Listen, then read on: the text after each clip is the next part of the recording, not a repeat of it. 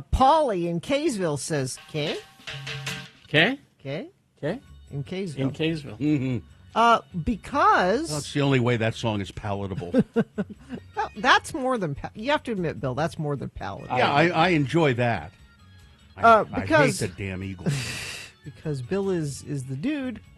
And on this day, in 1977, the Eagles went to number 1 on the charts with Hotel California. No, I hated the Eagles before the dude did. He learned it from you.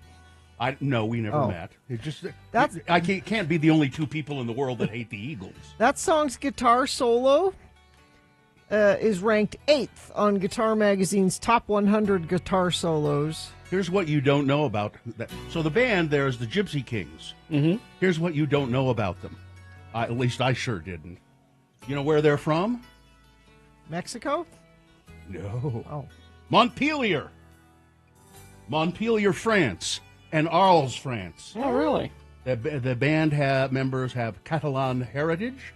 They play a version or a blend of Catalan rumba, flamenco, salsa, and pop. They perform mostly in Spanish, but also mix in Catalan, French, and other languages. They are the two main guys in the band, and they've been there continuously. They are of Romani heritage, or as they used to be called, gypsies. Which that's considered a slur. So, but their parents were Romani who fled Spain during the Spanish Civil War. And that was a big... They've covered other songs, too, that would be interesting to hear. They do a lot of covers. They did Frank Sinatra's My Way. And they did, let's see, You've Got a Friend in Me from Toy Story.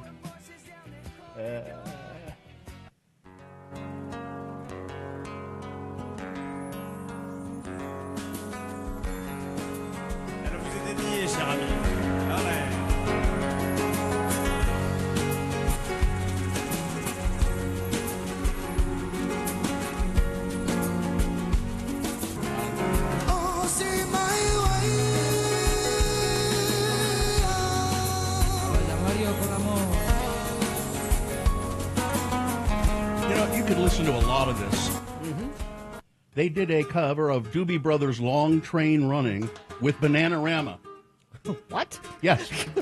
Under the pseudonym Alma de Noche. It's hard to not be happy listening to this music. Yeah, even if it's sad topics. Hay un amigo en mí. Hay un amigo en mí. Cuando salgan a volar, hay un amigo en mí. Sí, un amigo en mí. Hay un amigo en mí. Let's see. I don't know if you could find Long Train Running with Bananarama. I can't even imagine how that would go. Under the pseudonym Alma de Noche. Oh, okay. Well, that helps. When are they coming to town? I want to go to this concert. They do come around. I'm not finding it now. Let's see, what else have they done? Yeah. I've Got No Strings from Pinocchio. It's an odd choice. Yeah.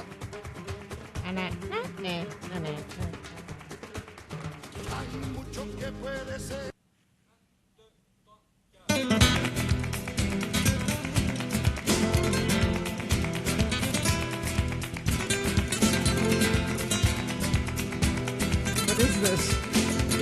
Wait and see. Okay.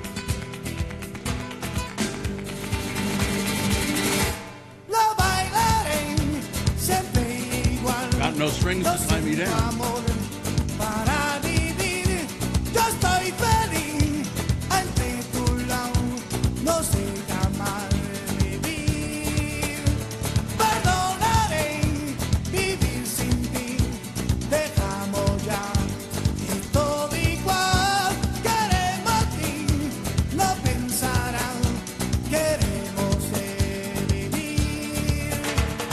Siempre que yo estoy cantando It's Nicholas Reyes and Tonino Baliardo, the two guys who were. They started it, and there's been a whole bunch of musicians with them since then. Somebody says the Spanish version of You Got a Friend in Me played at the end credits of Toy Story 3. Yes. I knew I'd heard it somewhere.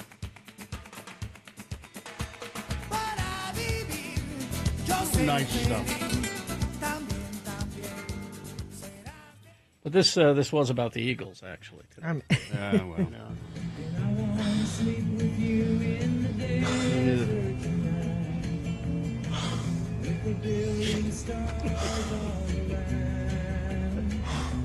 Jesus, man, could you change the channel? You, man. If you don't like my music, get your own ass. I had a really I'll rough... pull up to the side and kick your ass out. Man, come on, I had a rough night, and I hate the Eagles, man. I'll show you. Rough And night. they do the Gypsy Kings version when the Jesus comes to bowling. Mm-hmm. Becomes bowling. The Jesus. Yeah. Nobody else with the Jesus. What a great movie. Yep. All right. Well, I'd say that was certainly some... You bet. This has been Farting Around with Carrie, Bill, and Gina on X96, Radio from Hell. All right, we'll take a break here, and then we'll come back, and you can check in with us if you'd like. 877-602-9696. That's the number to call and check in with the Radio from Hell show. We like to hear from you in the morning. 877-602-9696. We'll take that break. You can also text us if you like. 33986. We'll take the break. We'll enjoy our Mill Creek coffee in the break. Yes. Have a little Mill Creek coffee. Broadway and, blend. I think I have French roast this morning. And Carrie will tell us about birds, and then we'll come back. All right. Tracy Aviary. You can go to tracyaviary.org, or better yet, just go there. Go there. Because right about now, right about sunrise, is when the birds start waking up. And they start to make their song. Nice. tracyaviary.org is the website. Of course, located in the southwest corner of Liberty Park, 589 East, 1300 South. A place to experience the world of birds and its habitat, and an oasis of tranquility and natural surprises. Just a beautiful place to go and wander through. Guests can enjoy interactive bird shows, keeper demonstrations, animal encounters, behind-the-scenes exhibit tours, over a dozen nature play opportunities while exploring 8 acres of themed exhibits and botanical gardens there. In addition to inspiring curiosity and caring for nature, Tracy Aviary is committed to protecting birds in Utah and beyond through its education and conservation. So learn more. Plan your visit at tracyaviary.org, or better yet, just go see them. Southwest corner of Liberty Park, 589 East, 1300 South, Tracy.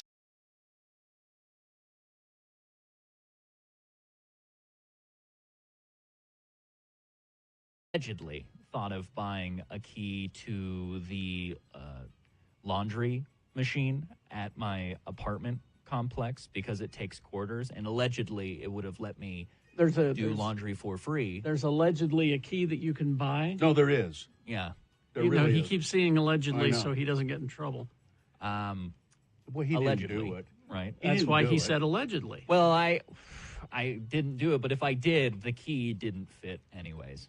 So you almost did it. allegedly, Allegedly. these people were selling you something that would allegedly allow you to rip off people. Instead, you allegedly got ripped off by a company that sold you this item. I don't know That'd who's- be an alleged company. I don't know who's allegedly ripping off who here, It because sounds like allegedly you got ripped laundry is allegedly $1.25 a load, which isn't Nick, much, except Nick. it's quarters only. Nick. And imagine Nick. allegedly having to go to the bank every single week to get Nick. quarters just to do your laundry. Nick, Allegedly. even though the key that you allegedly got did not work, you still allegedly committed a crime by Allegedly. trying to do it. Allegedly. By trying to do it. And I don't want to hear this whining and belly aching about having to get quarters. You go to the bank every once in a while and get a couple of rolls of quarters. Big deal. Don't they have an alleged change machine in this alleged No, uh, no, laundry? they don't allegedly. Why provide would they? anything. Why would they allegedly do that? It's like they don't I want know you why. to allegedly do That's anything. just allegedly crazy. I know why they don't. I wouldn't do it either. You wouldn't It's- have a change No, machine no. allegedly in your alleged No, washing? Why no, not? Because it's another pain in the ass that you have to take care of. When it doesn't work right or people complain about it. No, I wouldn't do that. Get your own damn quarters. Allegedly. Allegedly. The dryer machine doesn't work well, so you can't- got to do 2 loads. Well, why don't you take it to Mama's house? I do. All right. Allegedly. Allegedly. That's what I always used to do. Take my laundry to Mommy's house.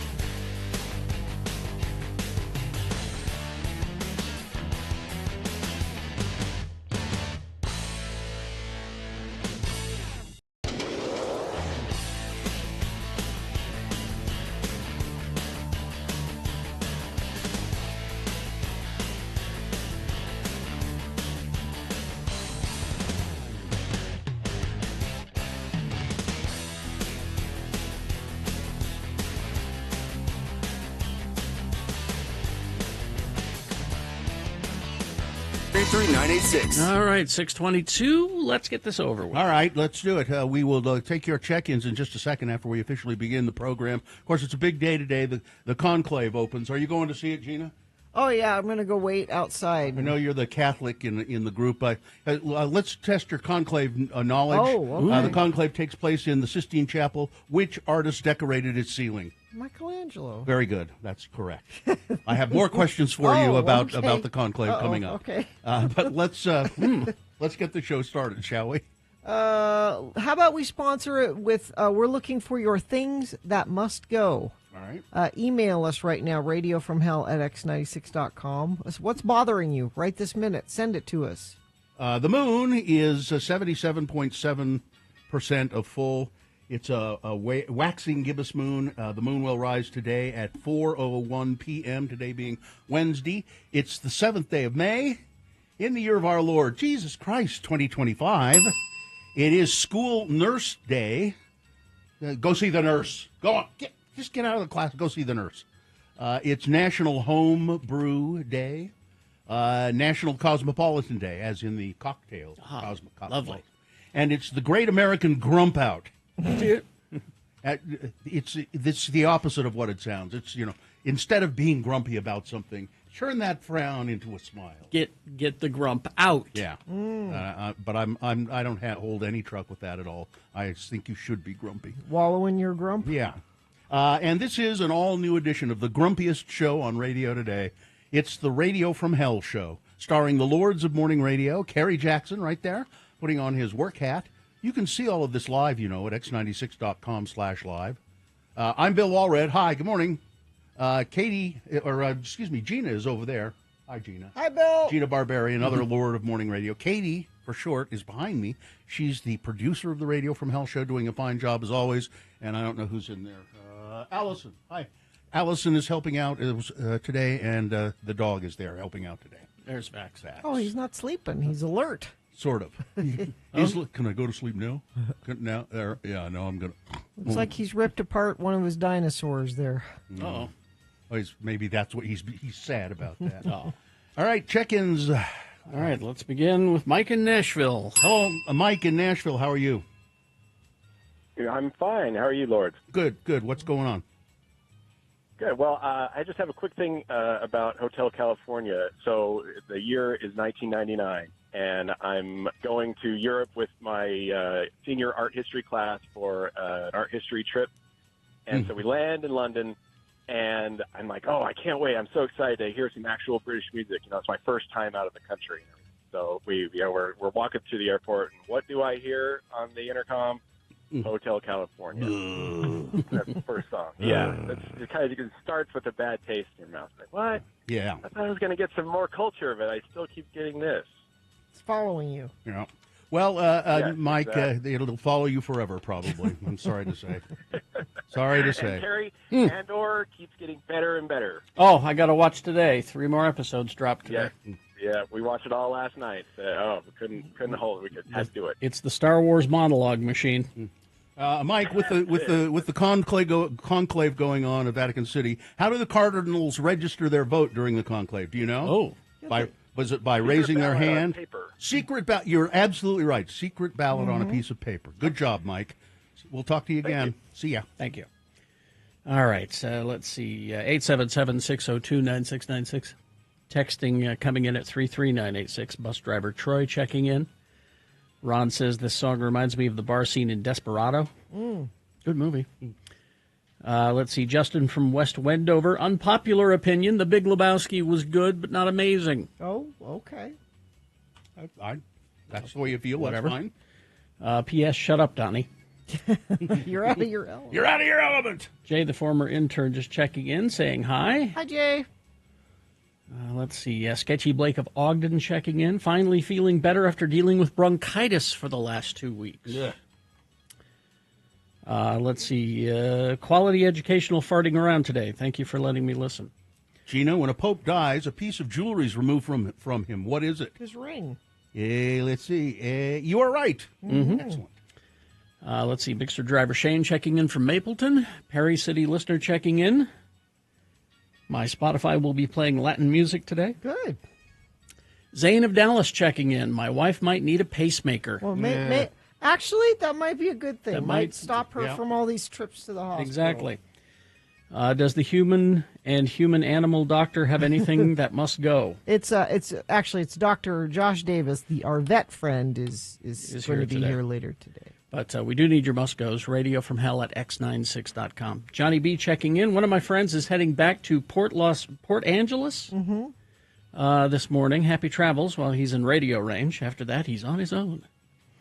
Meshach of Erda checking in. Thanks for the calm before the storm with the starting the song and not the Eagles.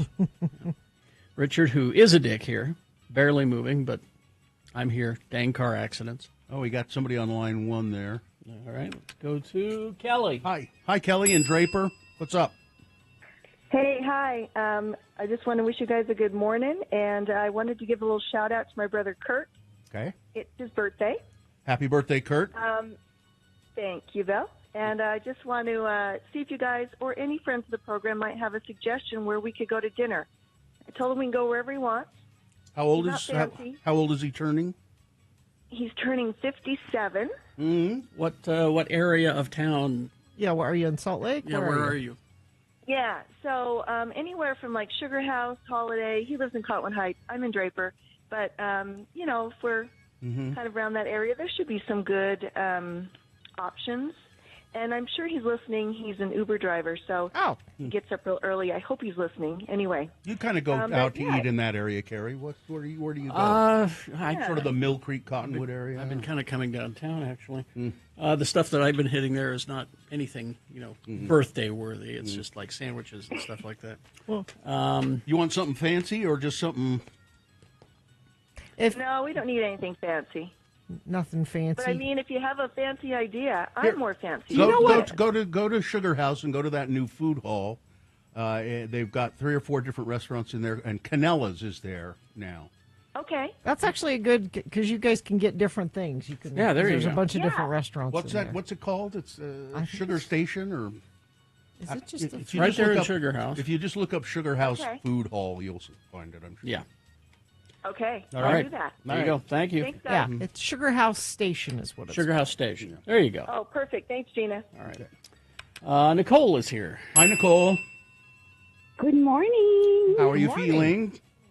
I'm good. I just haven't checked in for a while. I was just listening to that call before. She should go to Copper Common.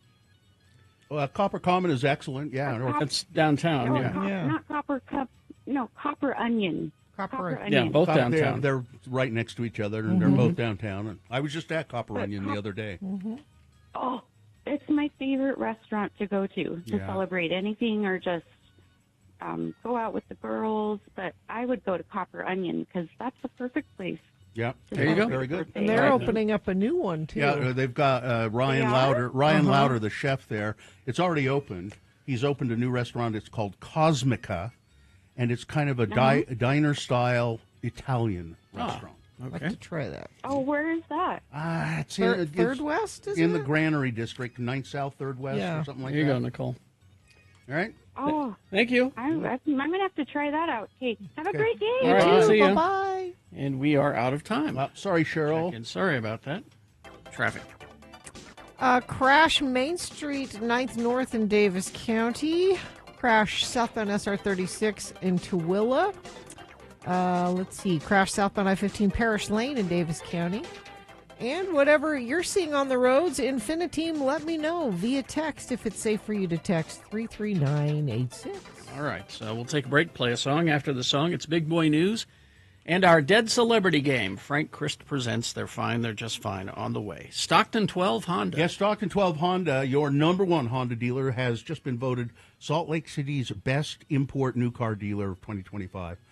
There's but a bigger news for your wallet at Stockton 12 Honda. Trade-in values are through the roof right now. The appraisers are ready to give you the maximum value for your current vehicle at Stockton 12 Honda. Visit Stockton 12 Honda this week. It's your neighborhood Honda dealer, Salt Lake City's most trusted name in Honda vehicles. And if you're driving a Honda, you know they're great cars. But Stockton 12 Honda also has a huge selection of New, used, pre-owned, and all kinds of trade-in vehicles. So whether you're certified pre-owned, new or used, the perfect vehicle for you, you can find it at Stockton 12 Honda. Stop into the dealership, or you can search their inventory online if you'd like. It's Stockton12Honda.com. They're in the Southtown Auto Mall in Sandy, Stockton. This list in my file for quite a while, and I kept saving it, and rather because I look at it and I think every one of these things is Gina. What? Well, it says, here are some signs that you are the designated mom of your friend group. Oh, okay. So You I wanna think do a list. So should we start the list then? All right. It's Radio from Hell with another list, because people love a good list. X96. All right, so 15 signs that somebody's the designated mom of their friend group. And I know if you don't have a friend group, Gina, you should get one, Okay. because I'm betting you do every one of these things. Number one, you're always cheering on your friends during the biggest events of their lives. Well, sure. See? Isn't that your job? Everybody should do that. You know exactly what gifts to give them. Right? You're pretty good at Pretty it. good at that. Birthday presents are where you shine. Yeah, I'd say. Number three, you worry about your friends all the time. Yes. Okay. I worry about everybody all the time. I worry about the world. As a matter of fact, ladies and gentlemen, we can say it here today. The world is Gina's designated friend group. It's true. Number four, you're the go-to friend for a pep talk. Yeah. See? Yeah. Yep. Come on, buck up. Yeah. Yep. Number five, you give tough love when necessary. No, I'm not good at that. No. I don't say no or am honest enough. No. Yeah. That's the No truth. tough love? Come on. You I worry about people's feelings too much, so I don't. I probably should. I definitely should, actually. You should, but you don't. all right. Okay, so there's just one so far. Number six, you come prepared for almost any circumstance. No. That's not No, Gina. come on. No. You always have a backup. You have backup snacks. Yeah, I do. Oh, you do? You have a Yeah. first aid kit in the car. Yep, I do. Yeah. See, I can only judge by the things that I've done with you, and quite often you are never prepared. No. Yeah.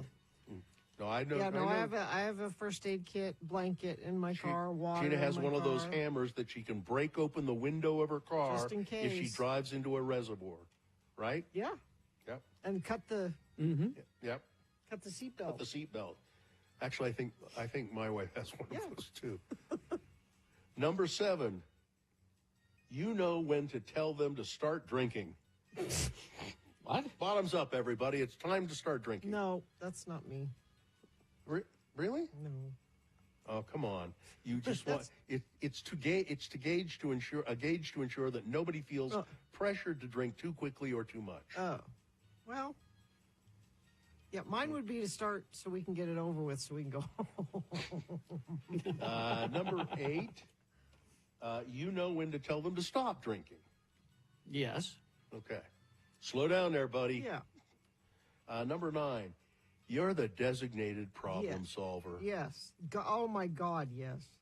Got to Good solve these Lord. problems. Number 10, I'm so tired of. you can be relied on for the serious stuff. Yes. Like they might even call you before they call 911. Number 11, you plan group events. Nope. No, I don't. You don't? You No. don't plan them. No. You attend them, Yes. but you don't plan No. them. Okay. Okay. All right. Number 12, you're the best shoulder to cry on. Yeah. Probably. Yeah. I mean, and you'll follow it up with some serious girl talk. Number 13, you always remember to take the photos. That Is that you? no. Oh, come on. That's See, fine. that's I've the- seen you post everything. that is a weakness that Sue and I have when we travel. You don't take we're caught up in the moment. Which is good. We're not thinking about the photos. But don't you kind of wish you had the photos? But yeah, then there are times when it's like, I wish we had a picture of us here. Well, yeah, actually, no, I do like to get pictures of things. Yeah. I do. Let's see. You act as the group's conscience. Well, here, certainly. Yeah. Yes, Gina is the moral compass of the Radio from Hell. Katie's agreeing with me, yeah. And then finally, number 15. You've got everybody's back, man. I got your back. I mean, sure. Oh, yeah. Yeah. Group hug. Okay, a lot group of hug. these. A lot of these. Yeah. You are most of those things. Mm-hmm. You are the designated mom of your friend group, whatever group that may be. I'm definitely the designated mom of this group. Yes. That's for sure. You think of yourself as my mom? But who was bugging you to go to the doctor yesterday? Yeah. Multiple times. There you go. You're right, Mom. There you go. You're right, Mom. Katie is claiming ownership of all of these with her friend group. I'm not surprised. Now that, I believe, yeah. Actually, I should have done that. Katie would have been solid on Katie every takes one of those. charge. Katie's...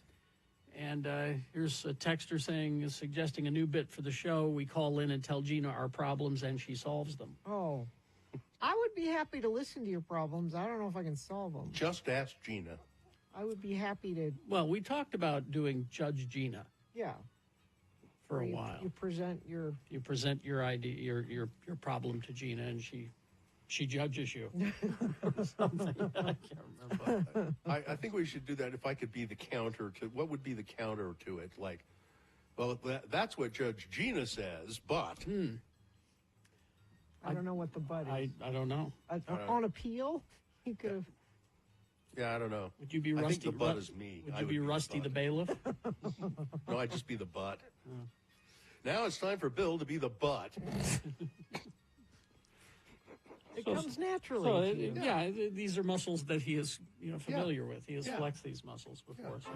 We hope you'd enjoyed another list with Radio from Hell on X96.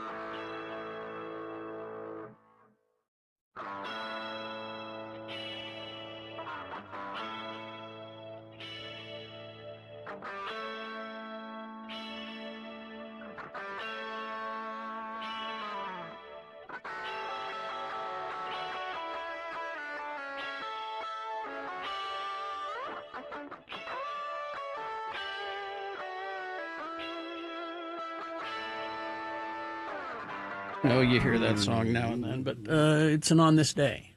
And the end of the song that's the best part of that song. Yeah, well, when it ends. When it's over. No, I mean, I like the last little bit. That part. 35 years ago today, Depeche Mode released Policy of Truth, the third single from their 7th studio album, Violator, which is an excellent album. All right, big boy news right now. After that, it's Frank Christ Presents They're Fine, They're Just Fine, the Dead Celebrity Game. We'll give you a list of 4 celebrity names. 3 of those celebrities are just fine. One of them is dead. Pick the dead one correctly. You're going to win tickets to the Daybreak Home and Garden Show. And why don't we put those inside of a Radio from Hell diner-style coffee mug? Nice. 877-602-9696. Call and line up to play. The sooner the better. Right after this, Big Boy News and Opinioendo, brought to you by... Help Jerry Seiner Cadillac celebrate their new location with incredible buying experience for your dream car. Come in today and experience the Seiner difference. I don't know. Whenever I see a picture of Jennifer Aniston, I think she has a look on her face of like, what did I ever do to you? She was not at her Los Angeles residence when a man was arrested and taken into custody for crashing his car into the front gate of her home.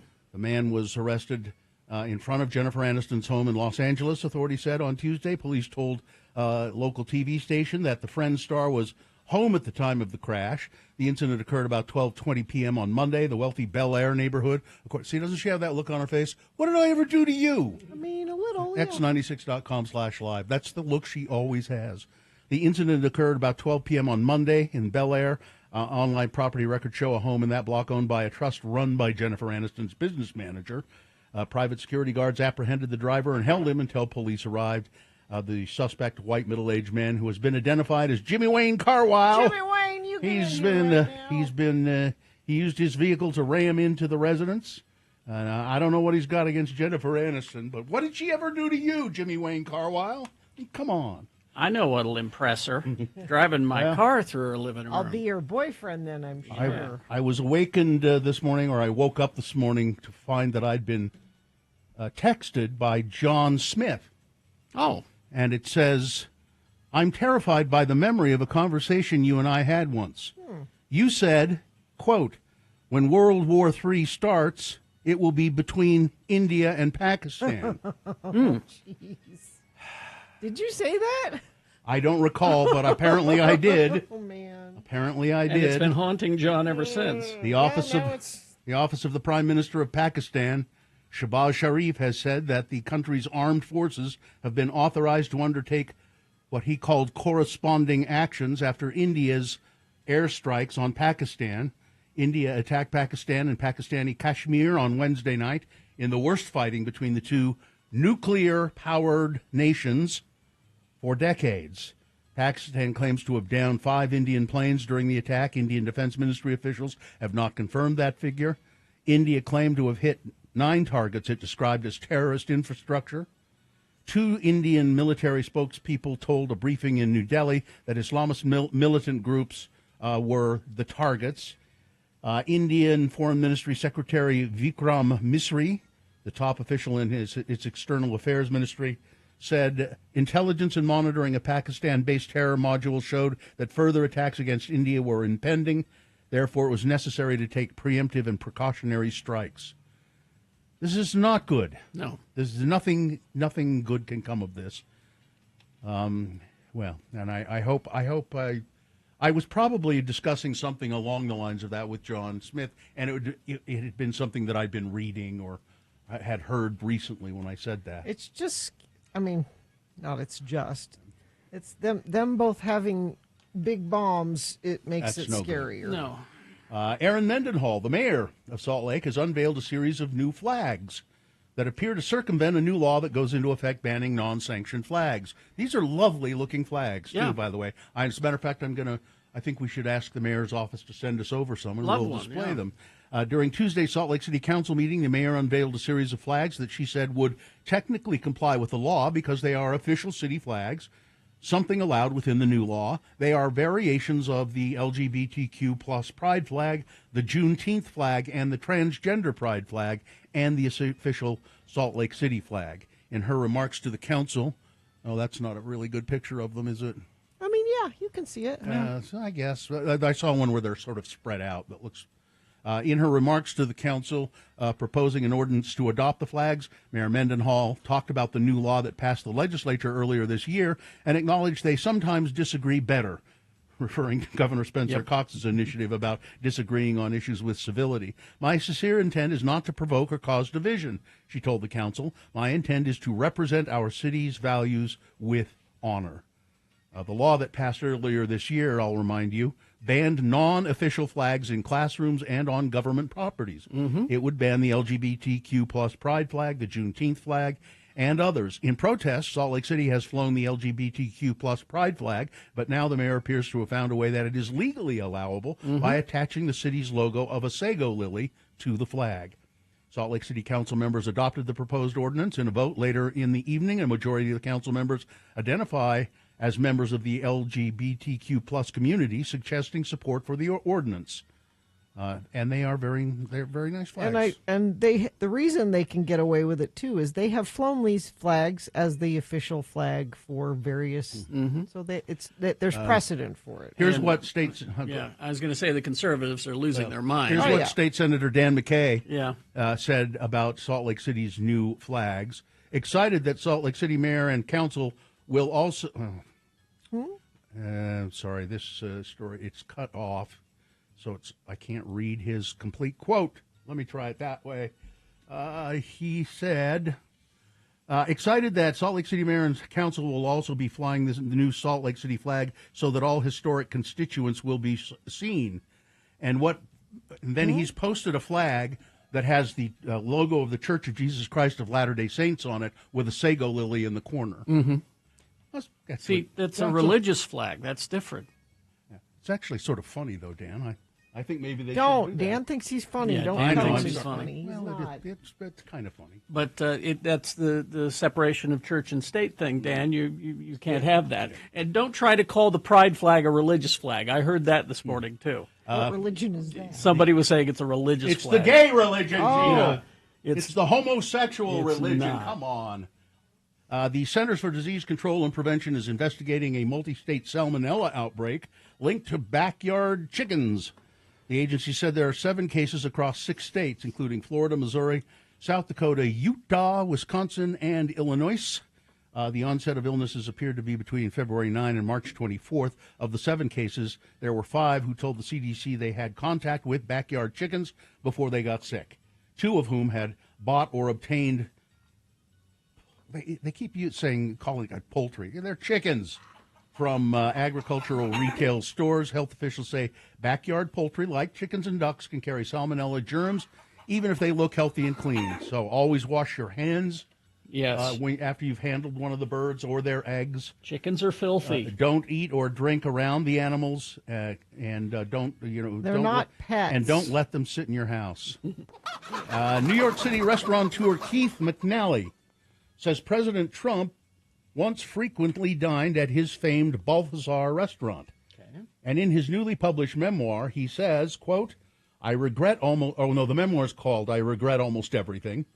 He recalled the former real estate tycoon behaving rather unscrupulously. McNally told People in an interview Tuesday that Trump became a regular for 2 years after the restaurant opened in 1997. In a book excerpt published by the outlet, the proprietor recalled trying to rent some real estate from Trump long before his polarizing pivot into politics. Even though I missed meeting Henry VIII by 400 years, I did meet this modern-day equivalent. His name was Donald Trump. Walking through a series of over-decorated spaces, we passed one that was noticeably less gaudy than the others. I asked the Don if that restaurant space was also for rent, and he said, "No, that one's taken. I guaranteed it to someone else a month ago." There was a pause before Trump added with a smile, "But just because it's guaranteed doesn't mean it's locked in." Can you make me a better deal? McNally ultimately decided not to lease the space. Trump's apparent willingness to renege on his guarantee, meanwhile, presumably sounds familiar to former campaign sites and untold American voters who have experienced just how flimsy a Trump promise can be. Well, and countries. Yeah. How about countries? Promises to countries. He also said, I finally had to ban him from my restaurants because, well, he's just stupid. Yeah. And New Yorkers have known this forever. Now, nearly 2 decades after Congress passed the Real ID Act, the law is finally set to be enforced. Starting today, the Transportation Security Administration will begin checking for Real ID compliant identification at airport checkpoints. That means the little gold star on your driver license. Homeland Security Secretary Kristi Noem told Congress on Tuesday that the government understands not everybody's been able to get the Real ID. Those travelers will still be allowed to fly, but will be directed to a separate line for additional screening. If you don't have the little gold star on your driving license, you can use your passport. Military ID will also work, but if you don't have any of that, you just have a regular driver's license, then you'll have to go through extra security before you can fly. Mattel, the maker of Barbie dolls, Hot Wheels cars, and other popular toys, announced that they will have to raise prices for some products sold in the U.S. where necessary to offset higher costs related to Donald Trump's tariffs. DoorDash has reached an agreement to buy its UK rival, Deliveroo. Deliveroo? Yeah, That's cute. They're paying $3.9 billion. The merger of the two food delivery service companies will help DoorDash expand its footprint in Europe while also helping it take on competition in the market from companies like Uber Eats. Deliveroo has a footprint in 9 countries, including Singapore and the United Arab Emirates. The takeover will need a shareholder and vote regulatory approval to move forward. DoorDash also spent $1.2 billion and bought restaurant booking platform 7 Rooms. I'm not familiar with that one. What's the one we most around? Oh, Resy. That's the one that is mostly Or around Open here. Table. And Rite Aid's comeback story, not so much. They thought they were going to be able to fight their way out of bankruptcy, but no, they're filing for bankruptcy again. And then finally this. After meeting Pearl, the world's shortest dog, Reginald, who was recently recognized by the Guinness Book of World Records as the world's tallest dog, Reginald, is enjoying the spotlight. Reginald lives in Idaho Falls, and he is a 3-foot-3-inch Great Dane. He's huge. He's 7 years old. They say dogs that large usually only live 3 or 4 years. Yeah, the large breeds. Yeah, he's 7 years old, and his owners say he's... Oh, my gosh. Look, there he is. X96.com Good Lord. /live. Yeah, That's a horse. He looks kind of like a horse, and he's got a good life, though. Those are Reginald big does. poops is what that is. Who's walking who? You know what I mean? All right, that's it. Sports weather traffic. Okay, in the NHL yesterday, you have the Oilers over the Golden Knights, the Hurricanes over the Capitals. Yes, I know it's the Hurricanes, but here it's the Hurricanes. Today you've got the Panthers and Maple Leafs at 5 o'clock, and the Stars and the Jets at 7:30 in the NBA. Warriors over the Timberwolves, 99-88. Pacers over the Cavaliers, 120-119. You've got the Knicks and the Celtics today at 5, and the Nuggets and the Thunder at 7:30. Weather. So we're warm and getting warmer, sunnier, but it was windy overnight. I don't know if you guys heard that while you were trying to sleep last night. I didn't hear it, but I'm sure it was windy this morning when I got up. Gusty winds will be diminishing as the day goes on, high of 72. Traffic we have. A great commute. I'm looking at UDOT right now, and according to them, there are no slowdowns. Now, they are often wrong. Yes. So if you see something, you can text us 33986. Oh, Frank Christ is here. Oh, hello, everyone. Frank Christ, the Grim Reaper, the Reaper of celebrity souls, specifically only celebrities, right, Frank? Yes, that is correct. Would you have to have special training for that? No, it's like a magical transference of knowledge. I see. It just happens. When I was made into a Reaper, it was just automatically. And did we find out recently your middle initial is J? It's Frank. Yes. It's Frank J. Chris. Yeah, just the letter J. Yeah. And Frank is, as you would expect a Reaper to be, he's a skeleton. He's wearing a robe and he carries a scythe. He goes around in an electric scooter, which I think is a nice... Oh, because I hate horses and love the environment. Yeah. And I think it's very conscious of you, very safety conscious of you to wear the helmet. Try to set a good example. That's right. Frank joins us every weekday to play the game we call Frank Chris Presents. They're fine. They're just fine. This is a very macabre little game where we ask a contestant to suss out the dead celebrity in a list of 4. Frank has given me 4 actors here. 3 of them on the list are... No, they're fine. They're just fine. But one of them, Frank had taken away And that makes him feel really bad because Frank loves these. Love our precious celebrities. This was especially hard. Yeah. Frank, who do we have to play the game today? Dave is here. Dave, how are you? I'm fine. I'm just fine. Okay. Well, good, Thank you, Dave. Dave. That's good to know. Now, Dave, if you're able to select the dead celebrity out of this list of 4 celebrities, you will win what, Gina? You will win tickets to the Daybreak Home and Garden Show happening May 16th through the 18th at the new Daybreak Field in South Jordan. All right, because it's the Great American... Well, and the mug. And the Radio from Hell mug. I've never heard anybody so excited about a garden show. Dave, because this is the Great American Grump Out today, Frank has given me a list of actors in movies about grumpy or ill-tempered people. All right? Select the dead celebrity. All right. You'll get that stuff. Here we go. Number 1, Tuesday Weld. She attracted attention as an out-of-control Catherine in Looking for Mr. Goodbar. She was nominated for an Academy Award for Best Supporting Actress. She appeared in Who'll Stop the Rain. Weld had a role in Michael Mann's film Thief. She played Al Pacino's wife in Author. She was Dorothy Nichols in The Five Pennies, starring Danny Kaye. She was in Falling Down, a movie about an unemployed man who becomes increasingly frustrated and violent. Number 1, Tuesday Weld. Number 2 is Gary Cole. On TV, he was Jack Nighthawk in Killian in the NBC series Midnight Caller. He had roles in The West Wing, The Good Wife, The Good Fight, Veep. Notable film roles: The Brady Bunch movie, The In Line of Fire, A Simple Plan, and Dodgeball, a true underdog story. He was in Office Space, about ill-tempered and disgruntled office workers. Number 2, Gary Cole. Number 3, Howard Hessman. He was burned-out disc jockey Dr. Johnny Fever on WKRP in Cincinnati, and the history teacher on Head of the Class. He also appeared in episodes of One Day at a Time, Boston Legal, and House, and he starred with Crispin Glover in Reuben and Ed. He was in the movie About Schmidt, grumpy Jack Nicholson out on the road. Number 3 is Howard Hessman. And finally on this list, Anne Margaret. She won 5 Golden Globe Awards, was nominated for 2 Academy Awards, Grammy Awards, Screen Actors Guild Awards, on and on.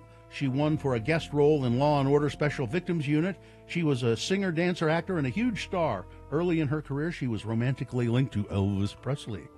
She had a recurring role in Ray Donovan on Showtime. She was in Grumpy Old Men. All right, one of those actors is dead. Dave, which one? I'm going to take a guess. Just for working with Danny Kaye, I'm going to go with Tuesday Cole, number 1. Tuesday Weld. Yeah, that would be a good guess. No, she's fine. She's 81. Has not been seen in public for a while, but I'll go check on her today. Okay. Frank can see her. We'll give you another chance though, Dave. Listen carefully. All right. Listen very carefully. Is it Gary Cole? Is it Anne Margaret? Or is it Howard Hessman? You know what?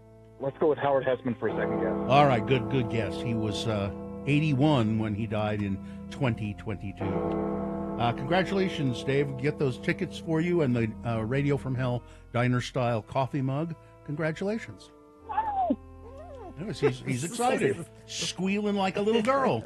All right, hang on, Dave, and Katie will tell you what you need to do. All right, well, I got to go check on Amy Heckerling today. Oh. She's the director of Clueless. Oh, that's right. 73 today. Yeah. But it's not his birthday, but I'm going to go check on Smokey Robinson. Yes, I think that would be a good idea. Go poke him, Frank. Because I think the stress is going to... Yeah. You know, we'll be talking about Smokey in the news. Thanks for reminding me. He has some stress headed his way. I think I'll be visiting him very soon. Goodbye, everybody. Goodbye. Goodbye, Frank. Well, like I was saying, UDOT not reporting any accidents, and Infiniteam not reporting it either. Infiniteam is you. What are you seeing on the roads? Text us 33986. KXRK Provo, we'll take a break. We'll be back after these messages with your list of things that must go. Stand by for that. Zero Res. Get your mom Zero Res for Mother's Day. She will appreciate a clean house that she doesn't have to clean. That's true. And they'll clean lots of things for you. Carpet, air ducts, upholstery. I bet it's been a long time since you've had your couch and chairs done. They'll do all of that. And there is dust, dirt, debris in there that you don't even realize. Get rid of it. I've had them at my house many times. It's about time for them to come back, I think. Maybe you waited because you think, I don't want to do it when the weather's cold because it takes a long time for it to dry. Not true with Zero Res. Their patented technology means a couple of things. They don't use detergents. which means you don't get that crusty carpet thing that happens with detergents, and they dry faster. They've got a special going on right now. 3 rooms cleaned, get a 4th absolutely free when you mention X96. And you just have to do that when you book your appointment. You can do that by calling them, 866-0RES, or go online at zerores.com to schedule your.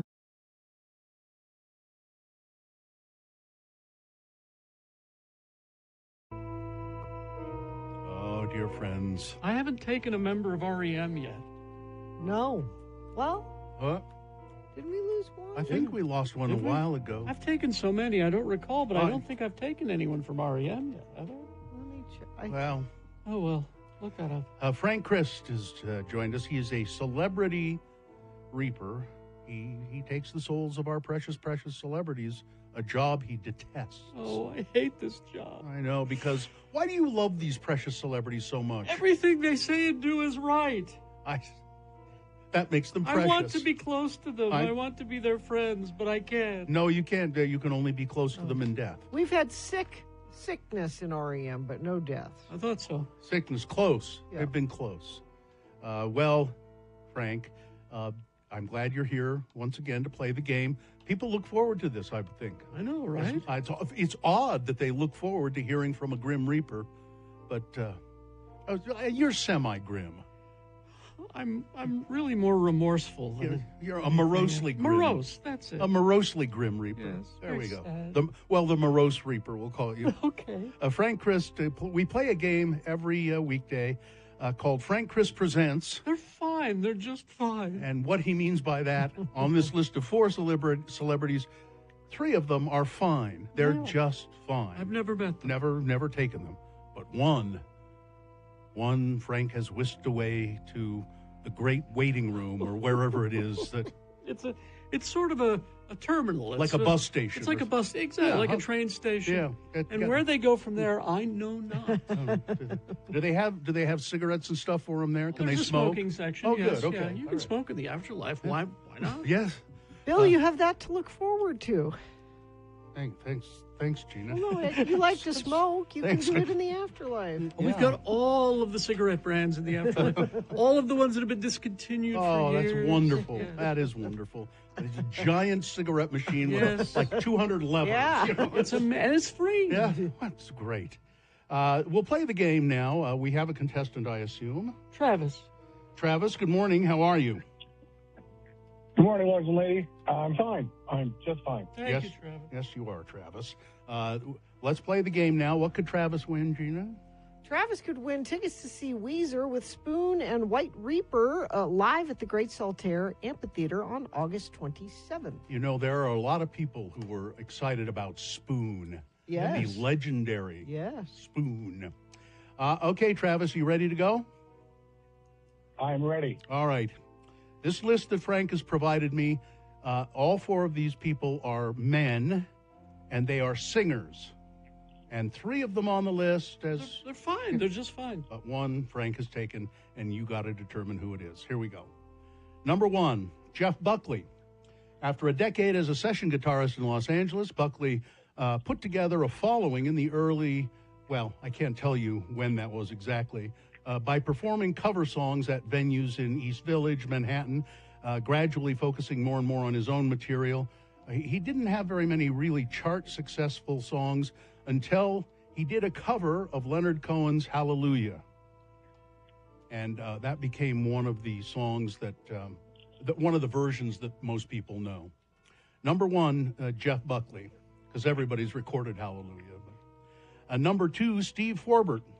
His song Romeo's Tune reached number 11 on the U.S. Billboard Hot 100. Forbert's songs have been recorded by many artists, including Roseanne Cash, Keith Urban, Marty Stewart. A tribute album, American Troubadour, the songs of Steve Forbert, was released with covers of his songs by 21 different singers. Number 3 on the list, Tom Russell. Although most strongly identified as Gina's uncle. Is he on the list, really? Yes, Tom Russell. Cool. With the Americana music tradition.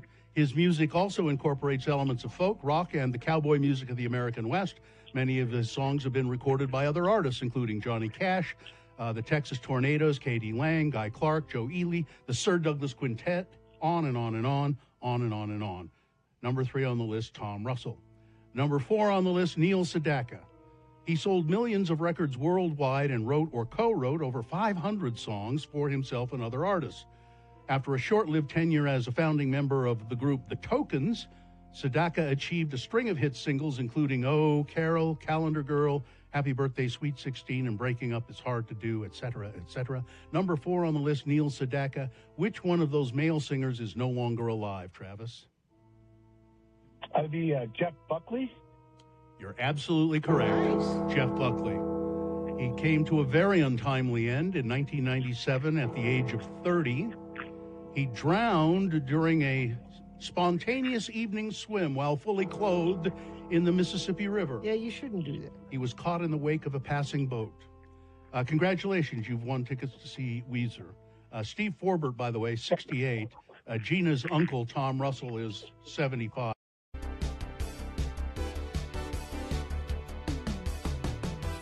Like Silvio and Sandy did, who had a thing that must go. I said, Silvio, how many times do I have to tell you? You got to email those, radiofromhell@x96.com, and Sandy.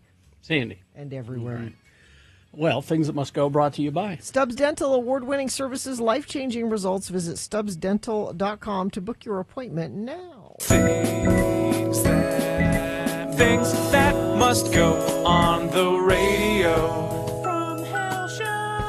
These are things that are bugging you, my dear friends of the program, things that you can't stand anymore, things that are in your life and you want them to be gone. And so you say, I know what I'll do. I'll send them to Radio from Hell. Maybe if they read it on the air, it'll go for my life and I'll be happy again. So send your things that must go to radiofromhell@x96.com and simply put must go in the subject line. Gina, you want to start today? Sure. Let's see. This is from Jesse. My must go is something I'm sure Gina's familiar with, thanks to Riley Girl and Oakley Pup. Golden glitter must go. Golden glitter? Doesn't seem to matter how much I groom my dog Joey, vacuum, or use a lint roller. Anything I wear comes with a light coating of golden retriever fur. I love my dog completely. He's sweet, smart, comes up with stuff I've never seen another dog do, but the hugging, shedding has to go. Yeah, it's bad. Golden retrievers are particularly bad. But, you know, Jesse, I wear black every day. I lean into it. You know, you wear black every day except when you're on vacation.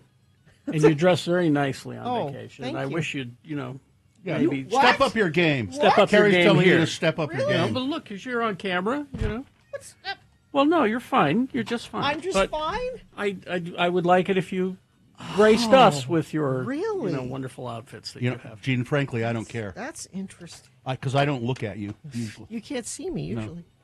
No. Let's see. Hello, use my name at your leisure. Recipe websites, which have buttons that say jump to recipe, that instead of jumping to the recipe, jump to an ad just above the recipe. Also, recipes with inexact amounts of ingredients. I just looked at a recipe that called for 1 package of this. Okay, well, how much is that? I have a shaker of that. How much should I use?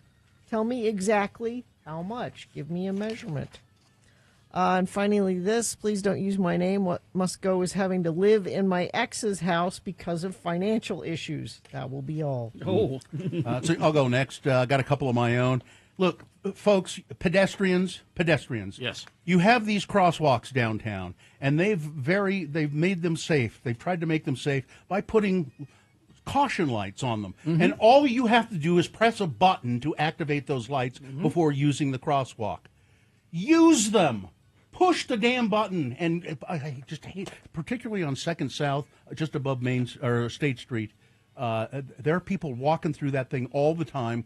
Lights aren't flashing. They're just... And then the other thing of mine that must go is when you open a bottle of pills and you take the top off, and then there's the foil that you have to poke through. And then there's a piece of cotton stuck down in there. And you can't, you're trying to get it out with your finger, and you can't. You need tweezers. You finally have to get some tweezers or something to get that piece of cotton out of there. Let's see, this one says, please use my name. It's Braden the phlebotomist. People texting and driving are they must go. You are driving. People with bad hygiene, wash your butt. Ooh. Braden, I'd just like to know, what are you doing that you can smell that? Wow. And then not being able to afford car repairs. I need my car to work. And finally, my car breaking. Please just stay together until you're paid off. Let's see. This one says, hello, Lords. Please feel free to use my name. A few things that must go is USU spending a ton of money for an office remodel for the former president, but then cutting a bunch of programs, including the entire theater department at USU Eastern. Whoa. I have a special place in my heart for the theater department. My son met his wife there. My wife worked there, and one of my closest friends works there. This must go. Also, the Tangerine Tyrant and his cronies must go. Yeah. Thanks for letting me listen, Robert. And then this one, finally, free to use my name. I'm Mark. What must go is the idea that Radio from Hell and X96 won't work outside of the state of Utah. I'm from Las Vegas, but I've lived in Salt Lake City for 40 years. I have fond memories of the rock station I listened to in Vegas as a teenager. I spent a weekend in Vegas and tuned into the station, and what I found was an inane morning zoo-type morning show. Yep. It was painful to listen to. I didn't listen for long. The music programming wasn't better. I can't decide if it wants to be a classic rock, hard rock, or alternative station, so it just plays all of it. I like all those genres, but for different reasons and at different times. I think Metallica and the Killers don't belong back-to-back on the same station. Thank the universe for X96, the app, and Bluetooth capability. Thanks for letting me listen, Mark. Well, thank you, Mark. Gary? This one from the foot of Mount Doom. When you're lying down on the bench working out, lifting something heavy, like, say, doing bench presses or something, Mhm. you breathe out, and you watch that thing of spit shoot up out of your mouth, and then it comes right back down onto your face, and you can't move because you've got you got the weights. I call that a benefit. Let's see. Candace says things that must go. Squirting face wash directly in my eye because of the clog in the nozzle. I hate the clog. The clog is Now awful. my eye is red and irritated. And also getting sad and eating my feelings in popcorn and then having an upset stomach all night. Friendships ending without knowing why. I just want to know what I did was so wrong. Oh, Candace, you know. Let's see. This one, things that must go. My management that does not know how to give constructive criticism and makes employees cry. It is traumatizing and must go. Secondly, HR being able to do nothing and no one to go to. Sick of feeling helpless and fearful at work. This has happened more than once with multiple employers. All right. Good. This one from Dr. Mike. Bags that hold food, chips, cereal, etc. that don't have enough structural integrity, that they rip down the side, I hate requiring that. that you now need to put the contents in another container to maintain the freshness of the remaining. And they should always have the resealable top, like a Ziploc or something. It's from Dr. Mike. And this one from Tony. My things that must go, the glam bot being absent at the Met Gala. How much glitz did we miss from all the celebrities? Having someone throw pillows and a mattress topper on top of me while I was dumpster diving for a leather jacket, mini fridge, blender, and a six-pack of beer. Oh, you weren't. Oh, I don't know. I don't know. It's Tony. Also, Gina not watching Four Seasons. She's been too busy at work to enjoy that show. She deserves a binge and a fresh peanut butter cup. Amen, Tony. Too Amen. busy at work? Yeah, Tony knows. Too busy at work? Tony doesn't. Things that must go on the radio. From Hell Show. I'm going to do traffic and then the damn contest. Johnny B texted in. He's a member of the Infinity team. Says lots of police and an ambulance in the southbound lane of Main Street in Layton, about 2 blocks south of Antelope. Thanks, Johnny B. You sent that in via text at 33986, and whatever you're seeing, please let us know, because UDOT says everything's moving well, but sometimes there's other stuff out there that you can let us know. That's traffic. All right. You want to do the contest? Or Let's tease the boners. All right. Boner candidate number 1. These are the ones you'll vote for shortly. RFK Jr. goes full bull goose loony on the Dr. Phil show. Jesus. Boner candidate number 2, and the racism and hatred continues. And boner candidate number 3, who knew you could make money being a bigot? There you go. All right. The damn contest. Win $1,000 from us. Yes, it's another flippin' cash contest on X96. Listen for keywords that we'll announce at approximately 7:15, 10:15, 1:15, and 5:15. Each keyword a unique entry for you. Listen all day to increase your chances of winning. All the rules are at X96.com. This is a national contest. Text the word SAVE SAVE, S-A-V-E, SAVE to 508-771-1000. That's 508-777-1000 for your chance at $1,000 cash in this nationwide contest. All right. We're going to have some messages and a song and then the boner of the day. Stand by. Also, some big boy news. RenaissanceRanch.com. Do you know somebody, or maybe it's you, who struggles with addiction to drugs or alcohol? It's very common, and if it's somebody in your family, don't be ashamed. It happens. I mean, it's happened in my family, and you should contact Renaissance Ranch. The hardest part is allowing yourself to reach out for help, but help is there with this locally owned, family-owned Renaissance Ranch Addiction Treatment Center. Their program is designed for male patients specifically, and they have a family program as well, so that you can educate yourself about what your loved one is going through and how to offer support for your loved one. They do offer residential and outpatient services at Renaissance Ranch, staffed by recovering addicts who have great empathy because they understand the addiction cycles. Help is out there. Schedule a free consultation at RenaissanceRanch.com. That's RenaissanceRanch.com. They now accept most private insurance plans and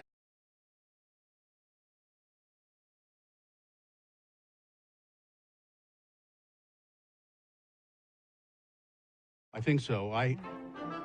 It's Radio from Hell with another list, because people love a good list. X96. I have a file that says lists. And in that file, I have 1, 2, 3, 4, 5, 6, 7, 8, 9, 10, 11, 13 different possibilities for lists. And I know that it's still in there, and I know you guys won't let me do it. 28 sauces that will transform any meal. Well, if we have time. There. How about if we have time? Still if we in have there. Time at the end. Here's another one. This is a new one, but I bet you won't let me do this one. 12 ways to incorporate dates into your daily life. I don't want to incorporate dates. What if there were 12? I can't imagine a universe where I would want more dates. 8 drinks that make you poop immediately? No. Well, no? Carrie's. Some people may need that. How about this? How about the 8 best and 5 worst foods to get when ordering takeout? Oh, yeah, okay. This is a conversation my wife and I have all the time, because we debate whether something, as we put it, will travel well. Yes, exactly. And I think you'll see this list probably conforms to many things that you've already discussed. Yeah, yes. My number one not travel well food. Well, wait, why don't you want to wait and see if it's on the list? Okay. Let's just see, and then go, aha, okay? So, these are the best. Number 1, Thai food.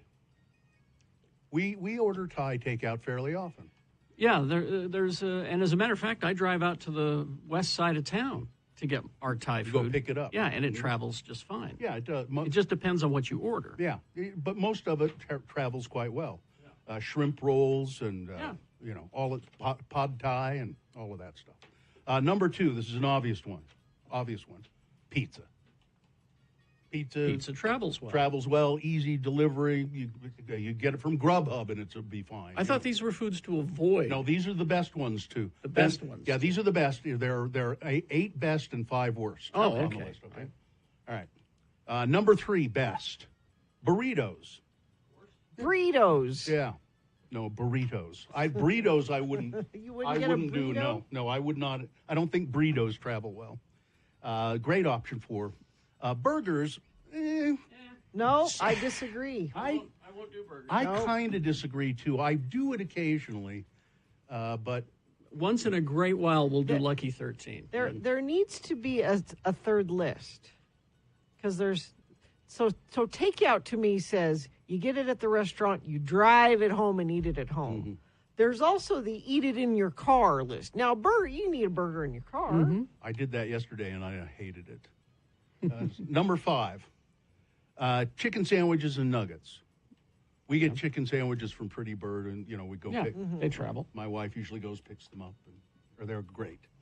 Number 6, this is odd, but I guess it was true. Hash browns. But when I'm gonna get Grubhub to deliver me a big box of hash browns. If you do McDonald's and you get the the McDonald's hash brown. It says here, chances are if you're getting takeout, you're in the mood for something warm and carb heavy. Yeah. Crunchy, perfectly greasy potatoes would be. It says that people order hash browns for delivery even more than cheeseburgers and breakfast items. So apparently people order just hash browns. Number 7 travels well, most Mexican food. I don't know why they put that in, also burritos. And Chinese food. Okay. And Yeah, all those. That Chinese food is like the quintessential takeout. Sure. Yes. Now we haven't hit yours yet, have we? No. Well, 'Cause these are we the- need to get to the not good. Okay, here's the worst things. That's what she was talking about. Or takeout, and it's a takeout or delivery. Eggs. Oh no. Eggs of any kind. No. I guess hard-boiled eggs you could do, but Nobody's I don't ordering know why you- DoorDash hard-boiled eggs. I don't know why you would. That's but- not a thing. Yeah, but any kind of an egg dish, you just don't. Yeah, you shouldn't. No. Now we have done this. We do this takeout, and it seems fine to us. But sushi. We do sushi, but only if I am picking it up and taking it home Yeah. immediately. Yeah. We won't do Grubhub or anything like No, that. that's how we. If we pick it up. Yeah. Here's one that I insist we can never do: pho. No. That's got to be hot, and it's you can Plus you it's spill fluid. it, and Yeah, it's a lot of fluid. Just awful. Number 12, worst: French fries. Yes. Right there. Unless Is you're that yours? eating them in your car, Is that the hot, one? hot. Yeah, French fries.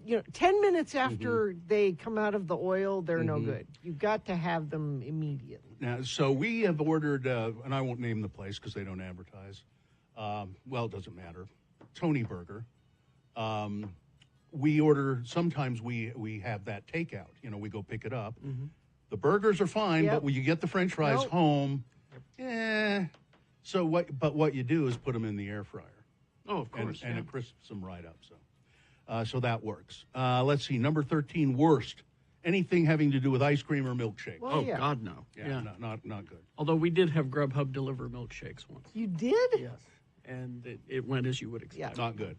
Okay, that's the whole list. But so are there items that I said, there should be a third list Okay. of eat it in your car. Oh.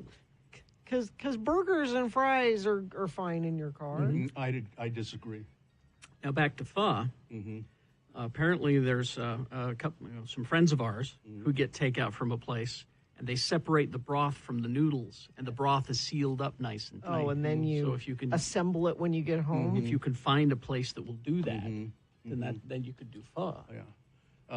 Yeah. And any kind of soupy thing though, just pretty much avoid takeout. And I disagree about eating in your car. That's just not.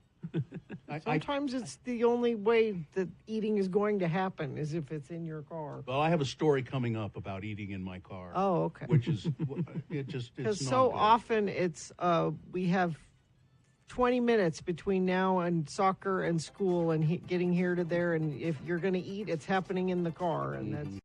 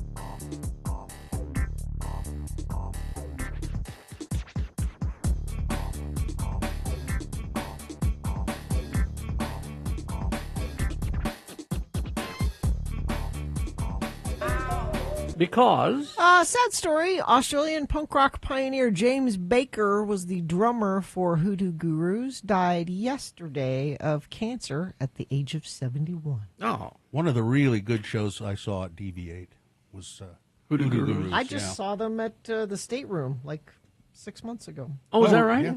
Were they still great? Yeah. Oh, okay.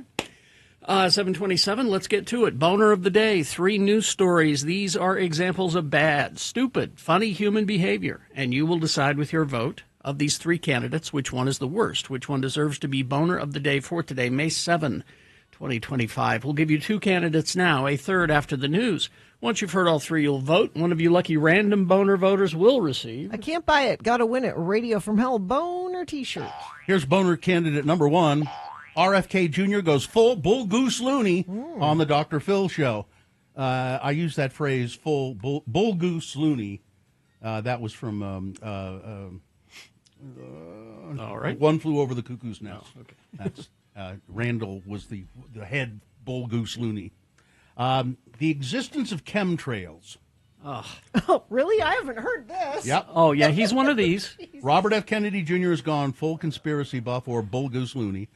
In a recent interview with Dr. Phil, the Secretary of Health and Human Services vowed to combat the entirely fabricated threat of chemtrails. Dr. Pill, whose full name is Pill McGraw, hosted a town hall interview with RFK Jr. on his namesake show, Primetime, which aired this Monday. At one point, Kennedy fully endorsed an audience member's fears about chemtrails and appeared to blame another government agency for their existence and said he would do everything in his power to stop them. Even among conspiracy theories, the logic underlying chemtrails is especially stupid. Yes. The theory goes that planes have been secretly seeding the skies with all sorts of chemical weapons that have been poisoning people for decades. Weapons that conveniently leave easily visible trails. Because why? Some people claim these to control your mind just like that. Is it working? It's working on you, I can tell. Some people claim these chemicals are used to modify the weather as well. In truth, chemtrails are simply the product of condensation that happens when jet fuel exhaust, mostly made out of water vapor, but also containing small particles of soot, mixes with cold, humid air at high altitudes. In other words, they're basically just temporary clouds made out of ice crystals. That's all they are. Yeah. They're contrails, short for condensation trails. Yeah. But that reality hasn't stopped a sustained segment of the population from believing otherwise. According to a 2017 study, about 10% of Americans fully believe in the chemtrail conspiracy. And apparently Dr. RFK Jr. thinks that, I think that I can do everything in my power to stop these. We're bringing on somebody who's going to think about only that, about chemtrails, and find out who's doing it, and then hold them accountable. You know, there are enough real things to be Yes, worried he's an about. idiot. We don't He's an have to idiot. invent. I'll tell things you some to be coming up, worried okay? about. Some things that we Real should things be. to be Yes. worried about. Boner candidate number 2, and the racism and hatred continues. Yosepa in Tooele County. You've heard of that place? Yes. There's the Yosepa, I think that's how you say it, a cemetery that's been apparently the focus of some sharp debate among Pacific Islanders. It's something sad, said Ron Manuela, president of the Yosepa Historical Association, focused on preserving the history of the original Hawaiian settlers who once populated that remote area. Mm-hmm. That town has been abandoned, but there's a cemetery there. Okay. And there were some tikis that were a gift to the people of Yosepa and their families. But Sergeant Dane Lerdahl, with the Tooele County Sheriff's Office, said a deputy visited the area Tuesday to look into the matter. Someone has destroyed these tikis that were there. Officials think the 2 Hawaiian statues placed at the cemetery last year were downed on about April 30th or May 1st. We do know that they were cut down. They're quite large. Yeah. It appears some sort of saw was used, and they were stacked somewhere on the site. Both Manuela and Lerdahl hinted at the mixed sentiments that the tikis had generated, though the motive remains focused of continuing. It doesn't matter what the motive is. I don't care. It's wrong. But there are some people who you see, the Hawaiians were converted to the LDS religion in Hawaii. Yeah. And a lot of them thought, let's move to Utah. And this is in the early 1900s. Let's move to Utah to be closer to the center of the church now that we're Mormons. Mm-hmm. Okay. So they moved to Utah, and they were not allowed to eat in many restaurants. They couldn't find places to live because they were discriminated against by the white Mormons here. Yeah. And so they said, well, we'll make our own town. And they went out into the West Desert, Skull Valley, and made the town of Yosef, which by the way, is Polynesian. It means Joseph. It was named that makes sense. It was named for Joseph Smith. And they were devout, but things were... They didn't have a very good life, and finally the LDS Church said, we're going to build a temple in Hawaii, and they said, "Oh, that great," and so they abandoned the town of Yosefa, and most of them moved back to Hawaii. But I mean, and now somebody's cut down the tikis. There are people who said, those tikis, those aren't very Mormon. Those are kind of pagan gods. What do you care? How is it hurting you? That's probably why they got vandalized. I'm pretty sure that's why. Boner candidate number 2. Coming up in a moment, boner candidate number 3. Who knew you could make money being a bigot? All right, boner candidate number 3 coming up after this. Big Boy News and Opinnuendo brought to you by Feldman's Deli, Utah's authentic Jewish deli with expanded hours, now open Tuesday through Saturday, 8 a.m. to 8:30 p.m., breakfast till 10:30, lunch, dinner, live music Fridays and Saturdays. More information at feldmansdeli.com. Well, Smokey Robinson has been accused of sexually assaulting multiple former employees in his home after luring them into rooms that he had that didn't have cameras in them. The Motown legend, who is 85 years old, is being sued by 4 women who claim that his wife helped him carry out the alleged assaults. Really? Yeah. Smokey, who has had way too much plastic surgery. Yes. His wife is Frances Robinson. She's accused of knowing about the alleged assaults and doing nothing about them, according to court documents obtained by the U.S. Sun. All 4 of Robinson's alleged victims have chosen to remain unnamed and are referred to as Jane Does in the complaint. The women all worked as housekeepers for the Robinsons at their mansion in Chatsworth neighborhood of Los Angeles. So we'll see where that goes. India has fired missiles into Pakistani-controlled territory in several locations, killing at least 8 people, including a child, Pakistani authorities said. India said it was striking infrastructure used by militants. The Indian Army said later on Tuesday 3 civilians were killed by shelling by Pakistani troops in Indian-controlled Kashmir. It said in a statement the Pakistani Army resorted to arbitrary firing, including gunfire and artillery shelling, across the line of control, which is the de facto border that divides disputed Kashmir between the 2 countries and their international border. The Indian Army was responding in an appropriate manner, it said. Tensions have soared between the nuclear-armed neighbors since last month's massacre of tourists in the Indian-controlled portion of Kashmir. India has blamed Pakistan for backing that militant attack. Pakistan said, we had nothing to do with it. The tension continues. Both countries have nuclear weapons. Avian flu detection in commercial poultry is down. A welcome relief as farms across the country recover from huge losses. We lost about 10.5% of the egg-laying population reserves in the United States, so we're getting hit pretty hard, said Yuko Sato, a poultry veterinarian and diagnostic pathologist at Iowa State University. Detection peaked in January. It's now trending downward, though, following a curve that mirrors bird migration patterns. As warmer weather sweeps across parts of the U.S., the virus's spread is slowing down, and migratory birds are beginning their annual journey to northern breeding grounds. I still haven't seen any hummingbirds. Utah's capital city, Salt Lake General Fund, could surpass $500 million for the first time this year, but Salt Lake City Mayor Erin Mendenhall warns that her proposed city budget is also shaped by economic uncertainty. The mayor revealed her proposed $512.4 million budget during her annual address to the Salt Lake Council on Tuesday. It's a potential 6.7% increase from the previous year, but that was after she referenced a volatile stock market and fluctuating tariffs mixed with increasing costs and a declining consumer sentiment index that she says the city will have to monitor closely. Now we go to the crime desk. Gina Barberi, our crime reporter, has a bizarre story of murder. A California man convicted of discarding his murdered wife's severed legs in a dumpster before opening credit cards in her name. What did he do with the rest of her? I don't know.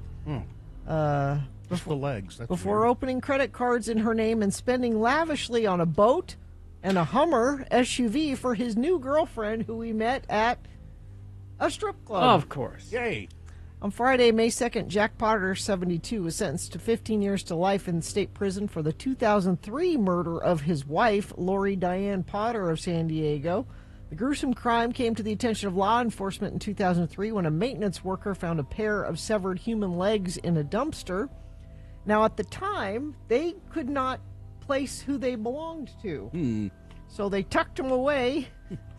They put him in the leg drawer. Put him in the leg drawer until they decided to revisit the cold case team and get DNA from the legs to find out who it might be. When they did the DNA, they found that the legs belonged to someone who was related to Lori. It was her son. Now, the weird part about this is she was never reported missing. Really? I don't know where her son thought she was. Yeah. Within weeks of Lori's legs being discovered, her husband opened multiple credit accounts and made extravagant purchases, including a new pickup truck, a Hummer, and a ski boat for the girlfriend. He also got the girlfriend an apartment and a credit card with a $30,000 limit. Now, why the banks didn't come after the legless woman for all of this credit, but finally DNA got him. DNA will get you in the end. Thank you. The Federal Bureau of Investigation has launched an investigation into a global online network of violent predators who go by the name 746. We don't have time to go into it now, but next news we'll talk about this.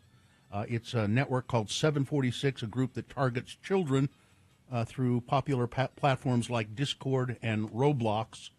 Authorities describe it as very disturbing. We'll talk about it coming up. Weather, traffic. Warm and getting warmer, and we're drying out, although it looks like it's still pretty windy. That's supposed to dissipate by this afternoon. 72 for a high. Tomorrow, 79. Friday, 83. Wow, we're back up near 90 by Mother's Day, it looks like. Warm and getting warmer, it seems. Let's see. Traffic, we have. Let me refresh this, get the most up-to-date information for you. Crash northbound I-15 at milepost 298. That's 66 south in Salt Lake. The left lane affected there. Crash eastbound SR-193 at the SR-177 junction in Davis County. The left lane is closed there. And whatever you're seeing on the roads, you can text us and let us know at 33986. Stubbs Dental, award-winning services, life-changing results. Visit stubbsdental.com to book your appointment now. Here's boner candidate number 3. Who knew that you could make a lot of money being a bigot? As far as claims to fame go, calling a 5-year-old the N-word wouldn't be my first idea of how to get famous. But Rochester, Minnesota woman Shiloh Hendricks seems to be making it work for her. Ms. Hendricks, who formerly went by Anglo-Saxon Woman on Twitter, was captured hurling the slur at both an autistic 5-year-old child who was allegedly trying to steal from her diaper bag and a bystander who filmed the altercation. Now, normally this would end at a single post and thousands of upvotes or on public freakout or on the online alt-right has already rallied behind Hendricks, and they've said she has a right to call children the N-word if she wants to. Hendricks got to work capitalizing on her new fan club and has thus far raised over $600,000 in donations to protect her family, although she doesn't quite say from what or from whom. My name is Shiloh, and I've been in the very dire situation. I recently had a kid steal from my 18-month-old son's diaper bag at a park. I called the kid out for what he was. Another man we recently found out has had a history with law enforcement, proceeded to record me and follow me to my car. He then posted these videos online, which has caused me, my family, and myself great turmoil. The language is disgusting, both the way she steps around what she means by calling the kid out for, quote, what he was, the N-word she used, and great turmoil. But people are rallying behind her and giving her money. Money from people like Average White Man, $1,400. White Lives Matter, $1,400. There you go. White Patience is Over, $10. Past My Breaking Point, $5. She's raised $600,000. Who knew that racism and bigotry could make so much money? Yeah. Boner candidate number 3. All right, let's review the first two and vote. Boner candidate number 1, RFK Jr. goes full bull goose loony on the Dr. Phil show, and it's saying, an audience member says, what are you going to do about these chemtrails that are poisoning us up there in the sky? Chemtrails. Yeah, that's right. I know about those. We're going to look into it, and we're going to find out who's doing it and stop it. Boner candidate number 2, and the racism and hatred just goes on and on. Somebody defacing and destroying some tikis at the Yosepa County, or the Yosepa Cemetery, rather. That's the ancestor Hawaiian people buried out there, and somebody gave them some tikis, and then now they've been destroyed. And boner candidate number 3, who knew you could make money being a bigot? All right, time to vote for your boner of the day. 1, 2, or 3. Remember your candidate number, the one that you think should win. Put that single digit in the message of a text and then text that to 33986. Or you can call Katie in the producer's booth. She'll take your live voice vote at 877-602-9696. Or go online, x96.com. Look for the box that says Boner of the Day, May 7, 2025. Click and vote. And if you don't see that box, refresh your browser. It'll appear. Click and votes. All right. As soon as we award the boner, the phone lines will be open for your questions for Dr. Josh Davis, veterinarian. We'll be here to talk about your puppies and your kitties if you have any questions. So get your questions ready for him after these messages. Let's get to voting. It's Boner of the Day. We've only got like 3 minutes to do it, so let's go. Hoops Vision Correction. Long a leader in laser vision correction. Carrie and when did I go there first? 20 years ago? I was trying to remember how long it's been. It's been a long time. We were at the old location. Yeah, and Hoops has always been on the forefront of laser surgery to correct vision, to give you 20/20 vision. You get rid of your glasses and contact lenses like both Carrie and I have done, and most of our family members have done it. Mm-hmm. They have this new Zeiss Visimax laser. It's the Zeiss Visimax 800. They call it the Smile. And if you have been told in the past that maybe you're not a good candidate for LASIK or PRK, you very well could be now. So you should contact Hoops Vision and make a no-obligation consultation. 877-30-LASIK is the way you do that. And right now you can save $1,000 on the LASIK or PRK or Smile. That's $500 off per eye. That's a great deal. Yeah, so do it now. Go to hoopsvision.com or 877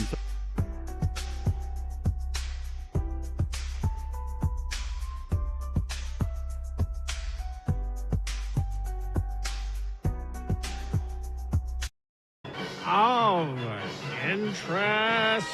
Now, I hadn't read the last few lines of this until just now. It has a request attached to it. Yes. But it's just, well, let me just read it. All right. Hello, lords and lady. I called in to Hello, Yeah, What a few weeks ago to brag about my mom and her acceptance of me as a transgender woman. Mom was always my biggest supporter. She set the table for the rest of the family to accept me as their sister, aunt, etc. When I told my 3 brothers and their spouses I was transitioning, the only question asked of me was, how can we support you? How great. And Mom spent several minutes talking about how beautiful I was and about how much she loved me as her daughter. Mom loved everyone. Mom passed away on Sunday. Aww. My biggest supporter is gone, and a huge hole has been left in my life. My brothers and I have spent so much time remembering her, and it has brought us closer. As I write this email, I'm recovering from ankle surgery. I'll be in boot for several more weeks. I marched in Pride Parade last year, and my mom couldn't have been more proud of me, and often looked at my pictures of me and my 2 youngest kids marching in the parade. So I'm writing to ask this. If I could join Radio from Hell in the Pride Parade, I would need to ride. My kids are good to walk. They can walk. I need a ride. I do understand if it's not an option, I'm also looking into other options. I love your show. The 3 of you have kept me entertained for more years than I care to admit. thank you for your ally ship, Aurora Jensen. I remember Aurora's phone call. Yeah. Aurora, I would say this about your request. It depends. We don't know at this point what sort of vehicle we have. There might not be room, and also liability. We also need to look into that. We Yeah. need to ask legal. Yeah. Which Yeah, there's always Yeah. some last minute discussion about what vehicle we're actually going to be riding in. I mean, if the powers that be say it's probably fine, but we only have a Volkswagen, it's not fine. Yeah. So we'll check into it. We'll let you know. I would love to have you, Aurora, but there's the liability situation. Yeah. Someday it would be nice to, and we've asked to have like an actual float, like sure, like a real, but usually it's just us. Where did that someday come from? I don't know. What do you mean someday? What does that mean, Gina? It's a possibility. Someday. Okay. The possibility. It started out as a great possibility 15 years ago. Yeah. Does anybody know how many years? I think I do this every year. How many years have we been in Pride? Oh, gosh. Katie probably knows. No, Katie does. It before her way time. predates Katie. Well, I know, but Katie not only keeps records from her time. She does. She keeps records that you wouldn't have. It has been. Tropos might know. Oh, he would, yeah. Oh, yeah. Yeah. Or the way I find out things is I'll often go back through Facebook and seriously and look at pictures, and then I can tell what date it is. Or at least, like I just went through and found a picture of Morgan Spurlock from when we interviewed him at Sundance. Morgan Spurlock, the documentarian, Supersize Me, who passed away yesterday. Yes. I retweeted your picture of him. How old is he? 53. Jeez.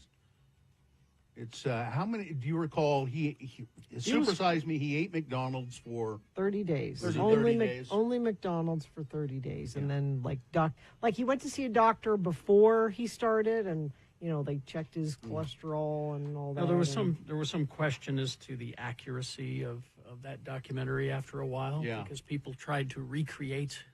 Mm-hmm. And it's time to award Boner of the Day. And the Boner of the Day is brought to you in part by, beef udon noodles. Yeah, that's what it was, like a beef udon noodle soup.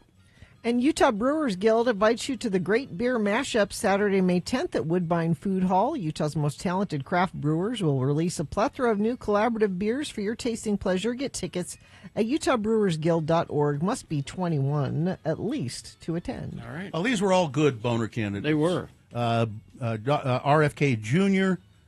talking about chemtrails. Where are those chemtrails? Oh, God.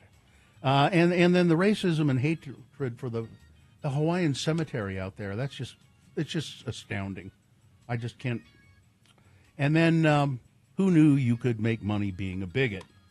I thought that the voting would probably go to number 3. That's what I was thinking. I was thinking number 2, but the voting didn't just go to number 3 a little bit more than the rest, a lot more than the rest. Yeah. 233 votes. Boner candidate number 3. Who knew you could make money being a bigot? All right. There's your Boner of the Day for today. May 7, 2025, now qualified to be Boner of the Week.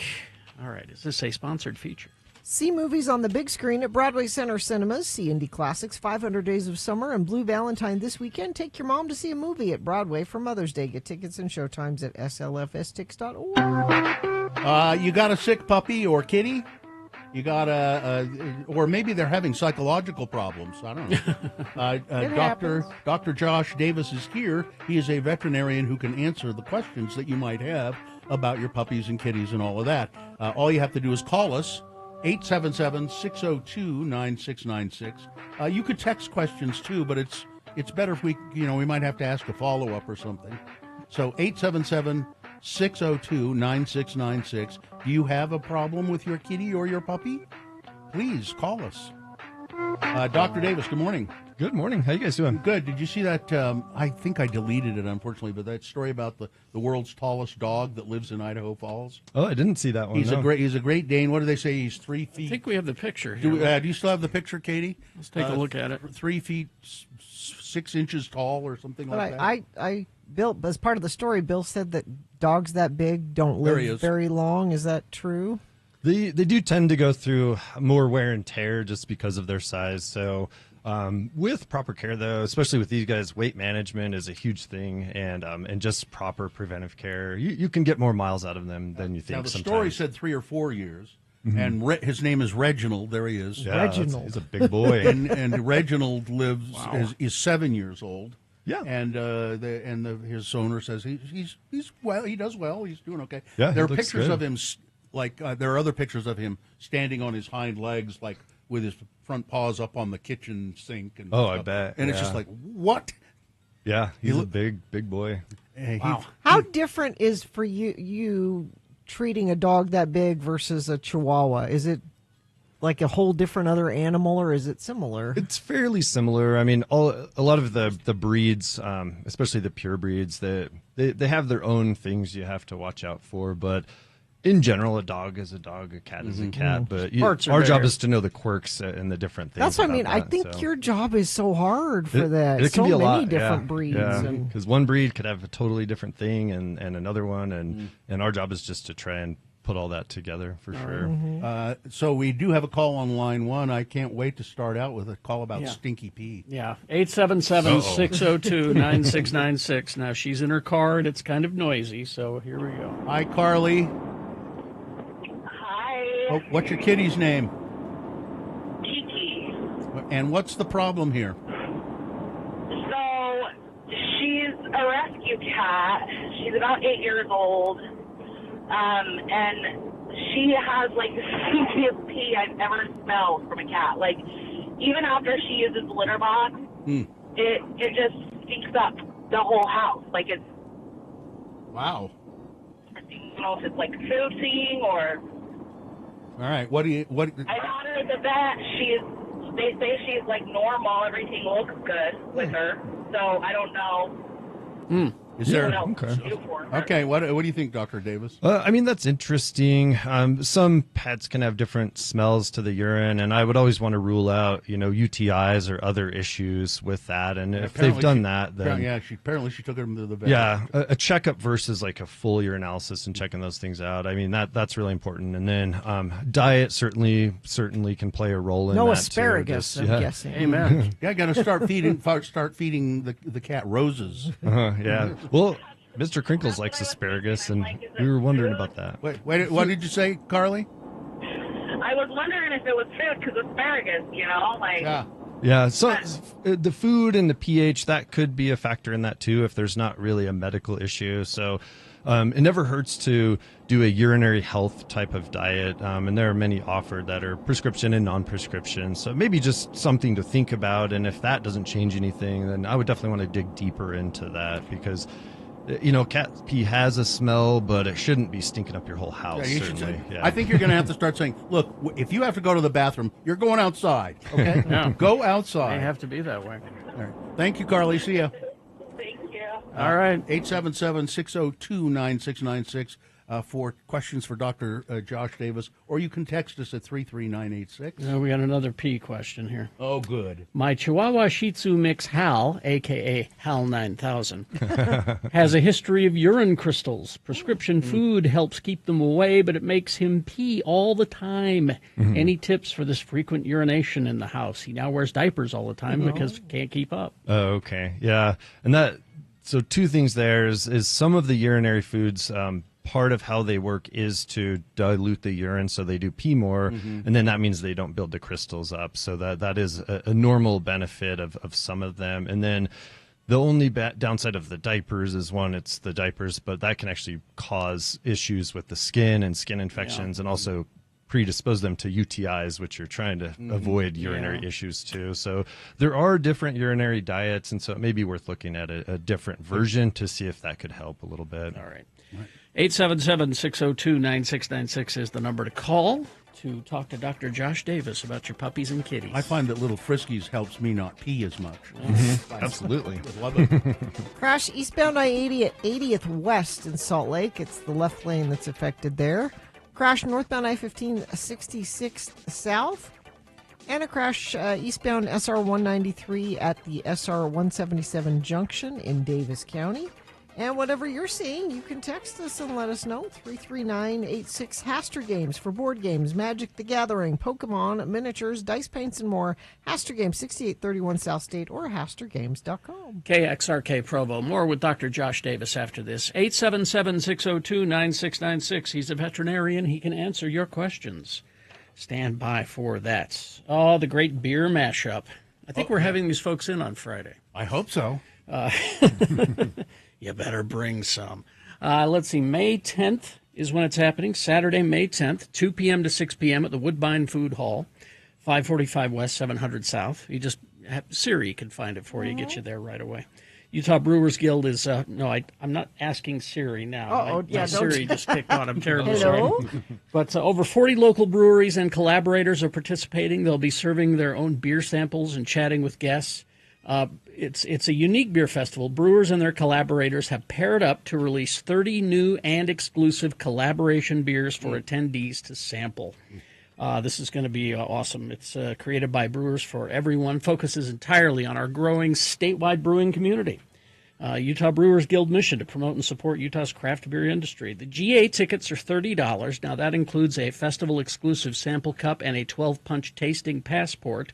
The VIP tickets are $60, and they include the same benefits as the GA, plus a 1-hour early entrance to the festival and a great beer mashup drawstring backpack filled with brewery swag. So get your tickets at utahbrewersguild.org. That's utahbrewersguild.org.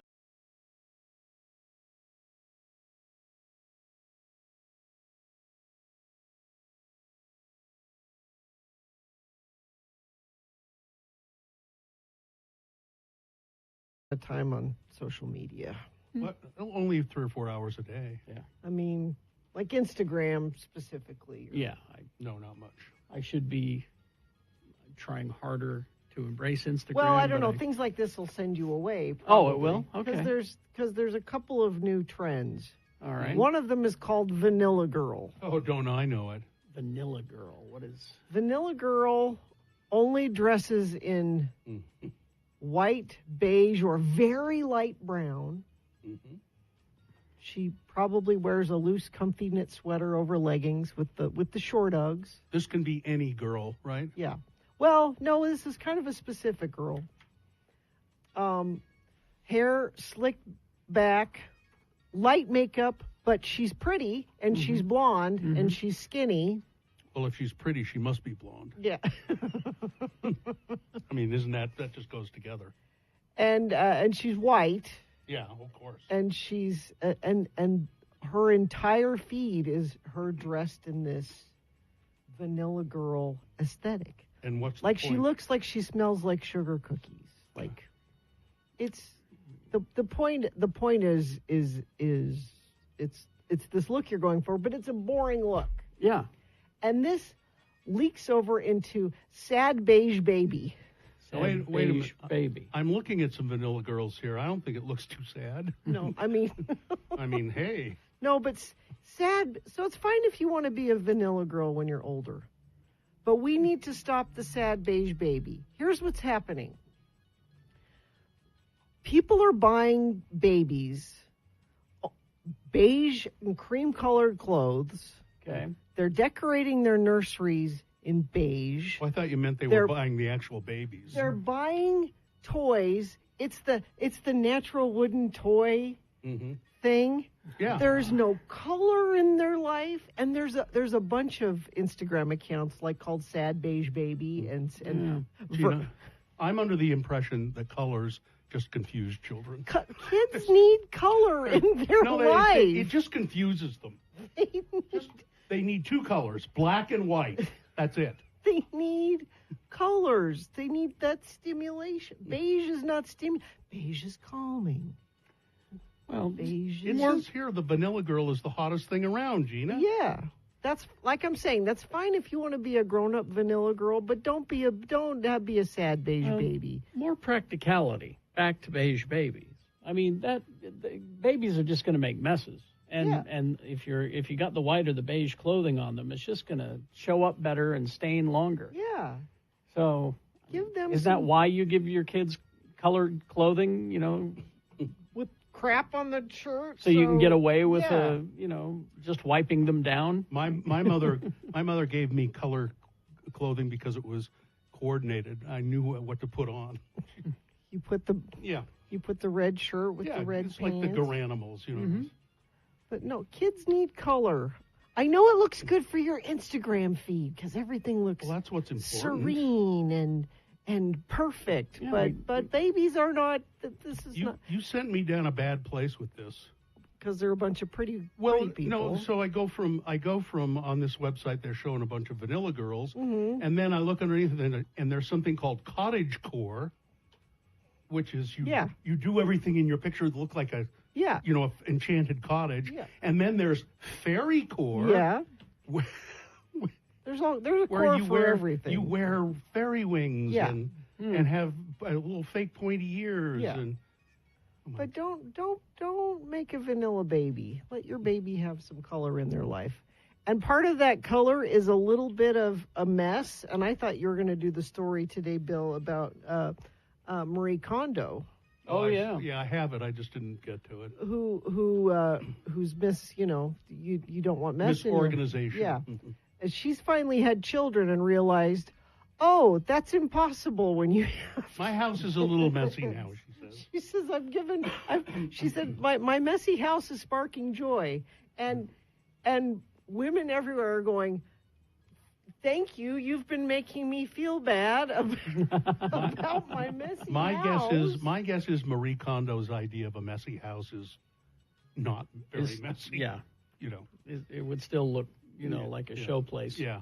But she's at least willing to entertain the idea that maybe having kids. Well, it's because she's just had kids, right? Yeah.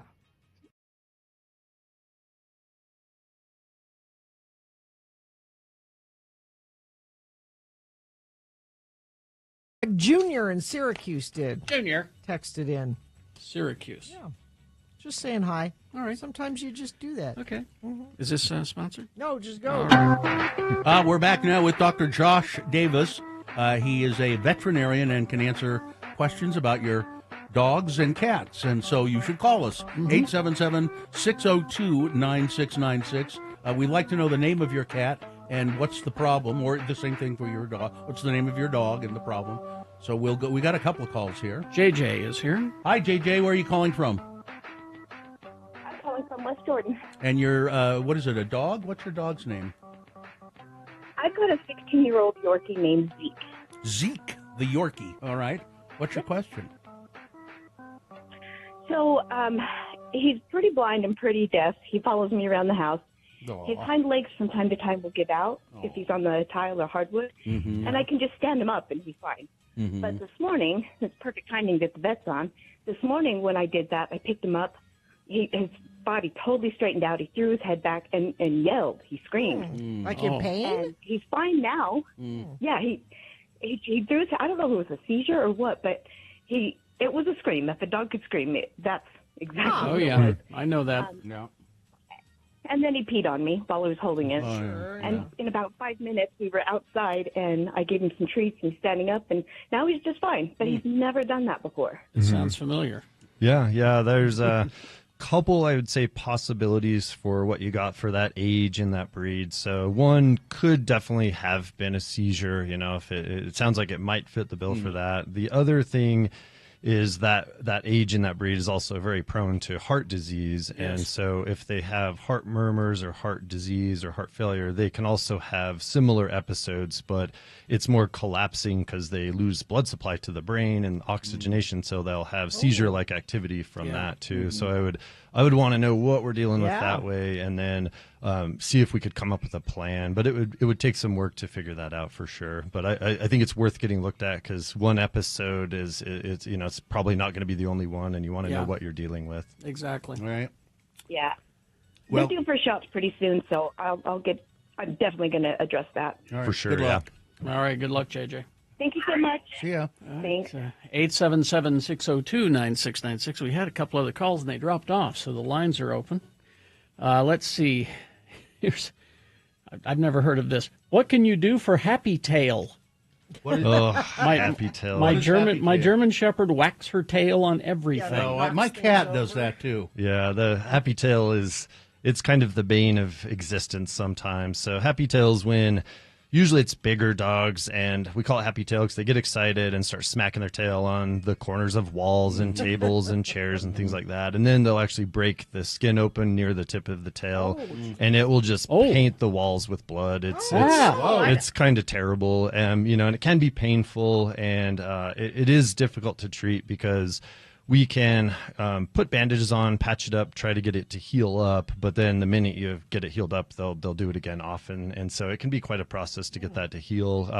In extreme cases, I have performed like partial tail amputations to get rid of the unhealing tissue, kind of shorten the tail a little bit, and then they often do well. But and I wouldn't say we do that every time, but there are extreme cases where you just cannot get it to heal, and it's a pain. My It's cat really does a that pain. too, and my cat also bangs his head into stuff, Mhm. and I mean hard. Like Yeah. it goes. He does it constantly. That's why he's an idiot. Yeah, so happy tail is not fun. It's not fun. This is the first I've heard of this. Yeah. This is interesting. All right. 877-602-9696. Oh, by the way, my cat's name is Klaus. Yes. There you go. 877-602-9696. Please, All right. for your calls. We have a 3-year-old black short-haired cat named Gemini. 3-year-old. We just recently moved, and our previous living quarters had multiple cats and dogs, but now, being in our new place, she's the only animal. It's been about 2 months, and she meows all night long. Yeah. Not sure what's going on with that. She misses she really misses the other animals. Yeah, cats are relatively social, most of them, and so it could be partly that we're missing our friends, and then also cats don't always do well immediately in new environments, and so there can be some stresses and change in behavior associated with that. So I wouldn't say run out and get another cat, but it's something you might want to think about and just see, even foster. Sometimes fostering, you can see if they get along and go from there. Yeah, So. Klaus, I can tell.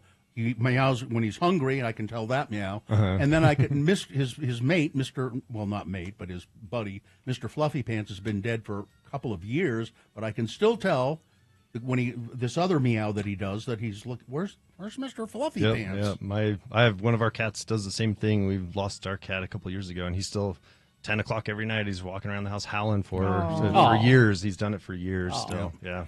All right. Amy is here. Hello, Amy. Hi. Hi, where are you calling from?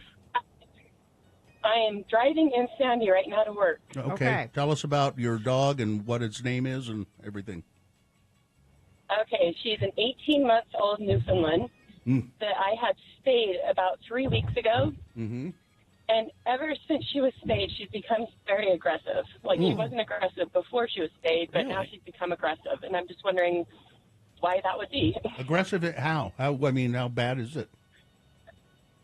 Like when so I have a Labradoodle also, and when they're playing, it becomes, it goes too far, and they start fighting. Interesting. Yeah, that is an interesting one. So the space surgery itself, sometimes, there's going to be some postoperative pain from that, and that can linger for a while after the surgery, even though the healing has occurred. There's scar tissue and healing tissue. So pain could be part of the equation.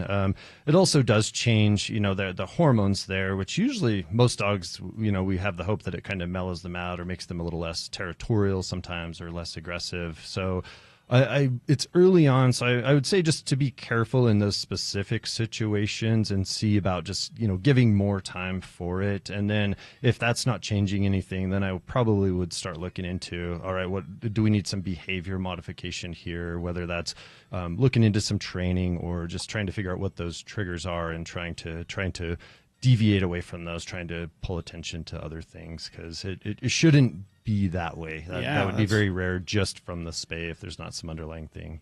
All right. I know that's what I thought too. I thought she'd become really docile and mellow, but she's opposite. I don't know. Yeah. Well, All right. good luck. So, Yeah, all good luck right, with that. thank you. Bye-bye. Ella the nanny has a question. Let's see. It's hang on. Should I be concerned when my cats sneeze in my face? I wash my face and eyes after it happens, but damn, I swear she does it on purpose. Cats do lots of stuff. They do lots of I'll stuff be in on bed, purpose. ready to go to sleep, and they just do it. Yeah. Yeah, and in general, I wouldn't be too worried about that. There's not a lot of things that we transmit between each other, except very rare cases of certain things. But sometimes if they're sneezing a lot, it is worth making sure they don't have any other issues. Severe dental disease can actually lead to sinus irritation and sneezing, so making sure the teeth and gums are healthy and everything. Yeah. Just ruling out medical issues. But in general, it's gross. My cat does it sometimes too. So, but clean yourself up and it shouldn't be a problem. All right. Final question here from Jeanette. Hi, Jeanette. Hello, Jeanette. Hello. Where are you calling from? South Jordan. And you have a dog question. Is it your dog? I do have a dog, yes. He's 5 years old, and he's a Maltese Shih Tzu Yorkie mix. He's about 15 pounds, so not super big. He's the sweetest, fluffiest little thing, but I have neighbors that are the best neighbors ever, and he has bitten each member of the couple once Oh, now. no. He bit the lady like 2 weeks ago, and 2 years ago he bit the man, but What's his name? What's his name? Jimmy. Jimmy. His name is Socks. Actually, sorry, his name is Socks. Oh, he bit Socks, Jimmy. okay. Oh, Socks bit Socks. Jimmy's a good name too. Yeah. But these are the only people he's bitten? Yes. Huh. Yeah, that's interesting for sure. Maybe he knows and something. they're super that's- nice. Like, they do my yard work and they do my snow blowing. He knows something you don't know. Yeah. Maybe. I guess. I'm like, I don't know if they're taunting him in the backyard or what. But Well, if he bit them because were they in your yard? So it could be a territorial thing. they were in the yard, but I was talking to, like, it was so bizarre because I was just talking to them at each point. And he just ran up and bit them? Yeah. Trying to George, yeah, he came out of the house. He's an inside dog, so he came out of the house and he charged us last time. The other time he was on a leash, actually. So Yeah. but he got away from the very kid who was strange. holding him. So. It is strange, and I would wonder, is there some territorialness or protectiveness, whether it's you or the yard or the territory or whatever? There shouldn't be, again, if he's only doing it to them, there's probably some sort of thing that's stimulating that. And so I think one thing you could try over time is just to try and get him more used to them in those situations, on a leash to start with, and just see if you can make some changes over time. I bet if you showed me a picture of Jimmy, I wouldn't like his looks either. Well, yeah, that's the funniest part. They're just totally innocuous and super nice people, so I can't figure it out. Yeah, dogs work differently, so you just got to figure out what it is and just try to work away from it. Or just keep him away from them. That's all. Yeah. I mean, worst case scenario Yeah, for that's- sure. we put up a baby gate so he can't get out the There front you door. go. He's an There you inside dog anyway, most of the time. So. training, yeah. Okay. Okay, so well, Thank you. Thanks, Jeanette. Thanks. Good story. Thank you. All right, well, there we go. Dr. Josh Davis, thank you so much. Yeah, always a pleasure, guys. See you in a couple weeks. See you in a couple weeks. Thank you. Traffic, Gina, please. Crash eastbound I-80, 80th West. Crash is blocking the left lane. Use SR 201 as an alternate route and expect delays in that area. Crash northbound I-15, 106 South. 2 left lanes closed there. Also crash westbound 215 South, 9th East. And northbound I-15, 66 South. Left lane closed there. That's traffic. All right, thank you very much. Beat Gina coming up after these messages and a song. Easy to play, easy to win. It's multiple choice pop culture trivia. And if you play the game, you'll win what? Tickets to see Circle Jerks October 8th at the Depot. Circle Jerks tickets at 877-602-9696. All you got to do is call, play the game. Yeah, win. it's easy. Call, play, win, right? Call, play, win. Yeah, you'll win. It's pretty simple. Yeah, 877-602-9696 for Beat Gina. Circle Jerks tickets. Stand by for that. RandLife.com/X96. Well, if you've been waiting for the right time to buy a home, wait no more. Rand Life Home Loans has made things easier and better. They've slashed their floor rate on a 3-in-1 adjustable rate mortgage to 3.25%. That's 3.25% on 5.98 APR. Now, I say that, and I often don't know what I mean when I say that. But Rand Life does. Basically, what it means is that 3.25% can get you started with lower payments up front, whether you're a first-time home buyer or making a move. A 3-in-1 adjustable rate mortgage gives you flexibility and savings to get you into your dream home. They can explain it to you very much in great detail, better than I can. It's the perfect way to start your home buying season. Go to ranlife.com/X96 for more information about this. That's ranlife.com/X96.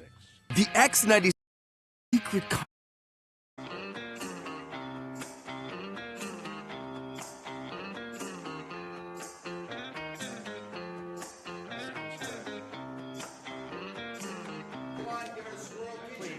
Don't call this day drinking.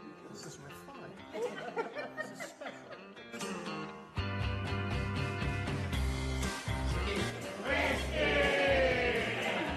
Cheers, everybody.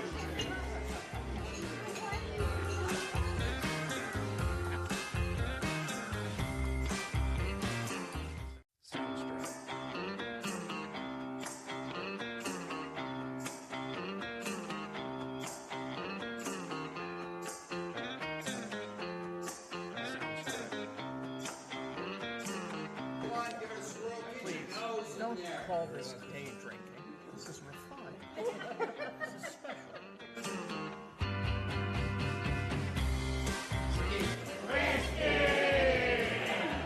Cheers, everybody.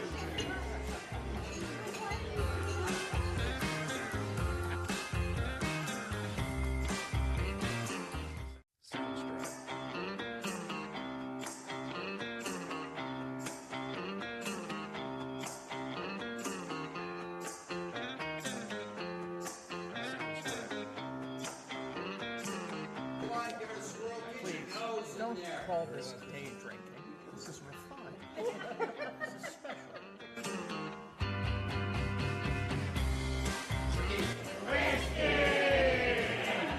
Cheers, everybody.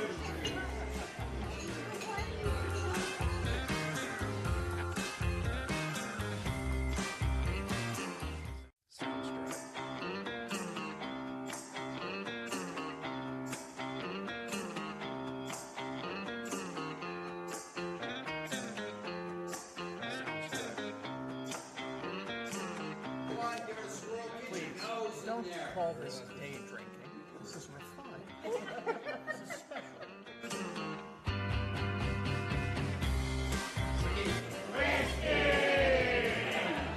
Cheers, everybody.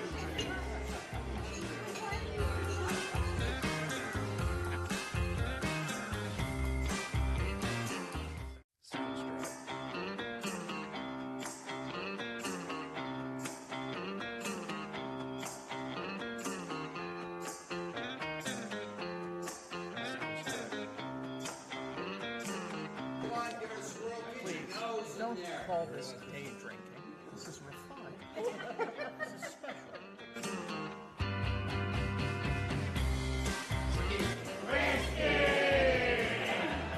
Cheers, everybody.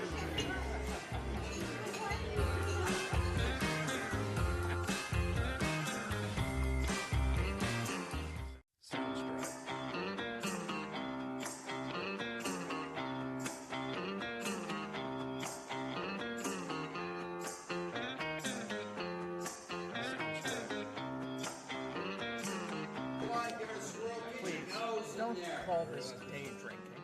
This is refined. This is special.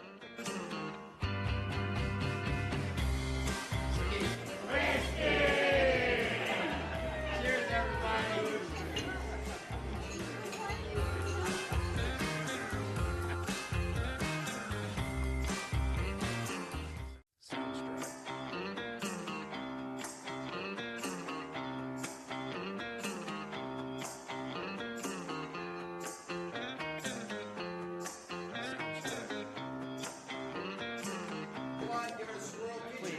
Don't call this day drinking.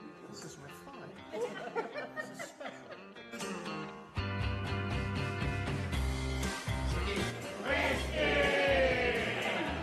Cheers, everybody.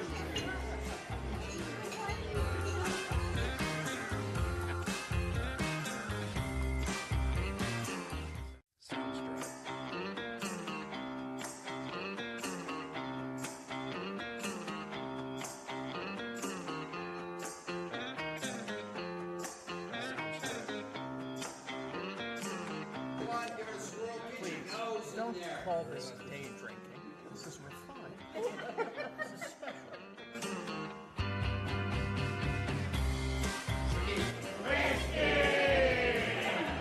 Cheers, everybody.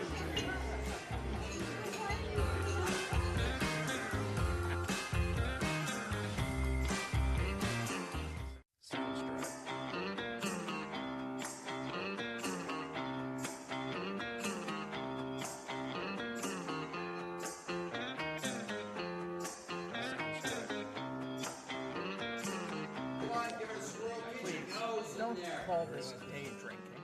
This is refined. This is special.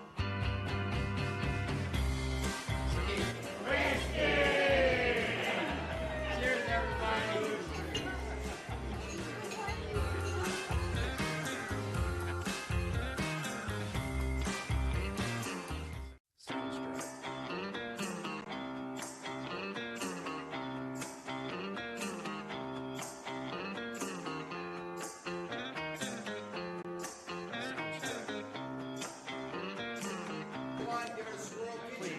Don't call this day drinking. This is refined. This is special.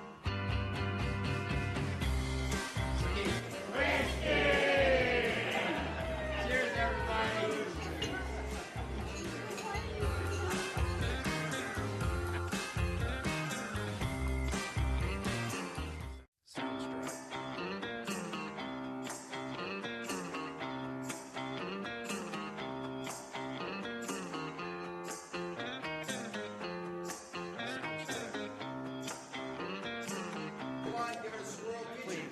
Don't call this day drinking. This is refined. This is special.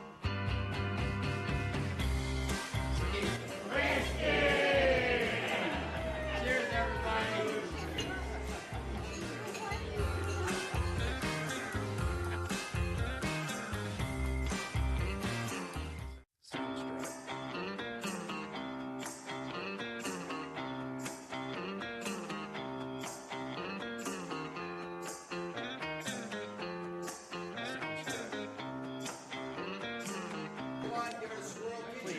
Don't call this day drinking. This is refined. This is special.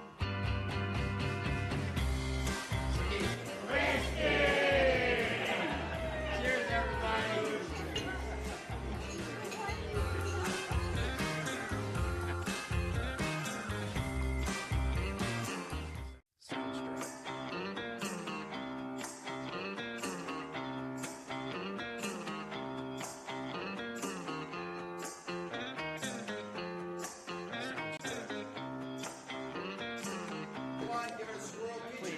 Don't call this day drinking. This is refined. This is special.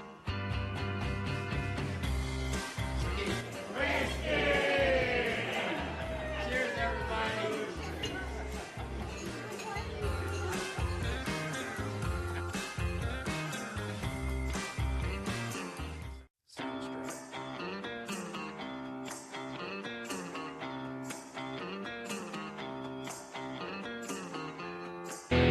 Because What? It's National Homebrew Day.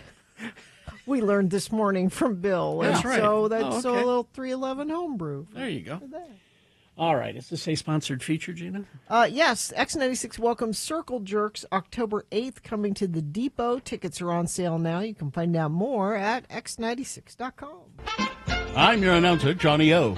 And we'll get to the game at hand in just a moment. But first, who doesn't love cream chip beef? Well, but no one wants to go to the trouble of making it. Oh, I agree. But now, thanks to Swanson, making cream chip beef is easy peasy. Just heat and enjoy. Well. And cream chip beef covers any kind of meal. Oh, For yeah. breakfast, hot cream chip beef over a toast or a muffin will keep you going until lunch. Yum. Lunch? Well, after a morning of shopping, serve cream chip beef over English muffins. Not just because it's so quick, but because it's so good. And then, if you want a main dish for a well-balanced dinner, try cream chip beef on a baked potato. Oh, such versatility, such goodness.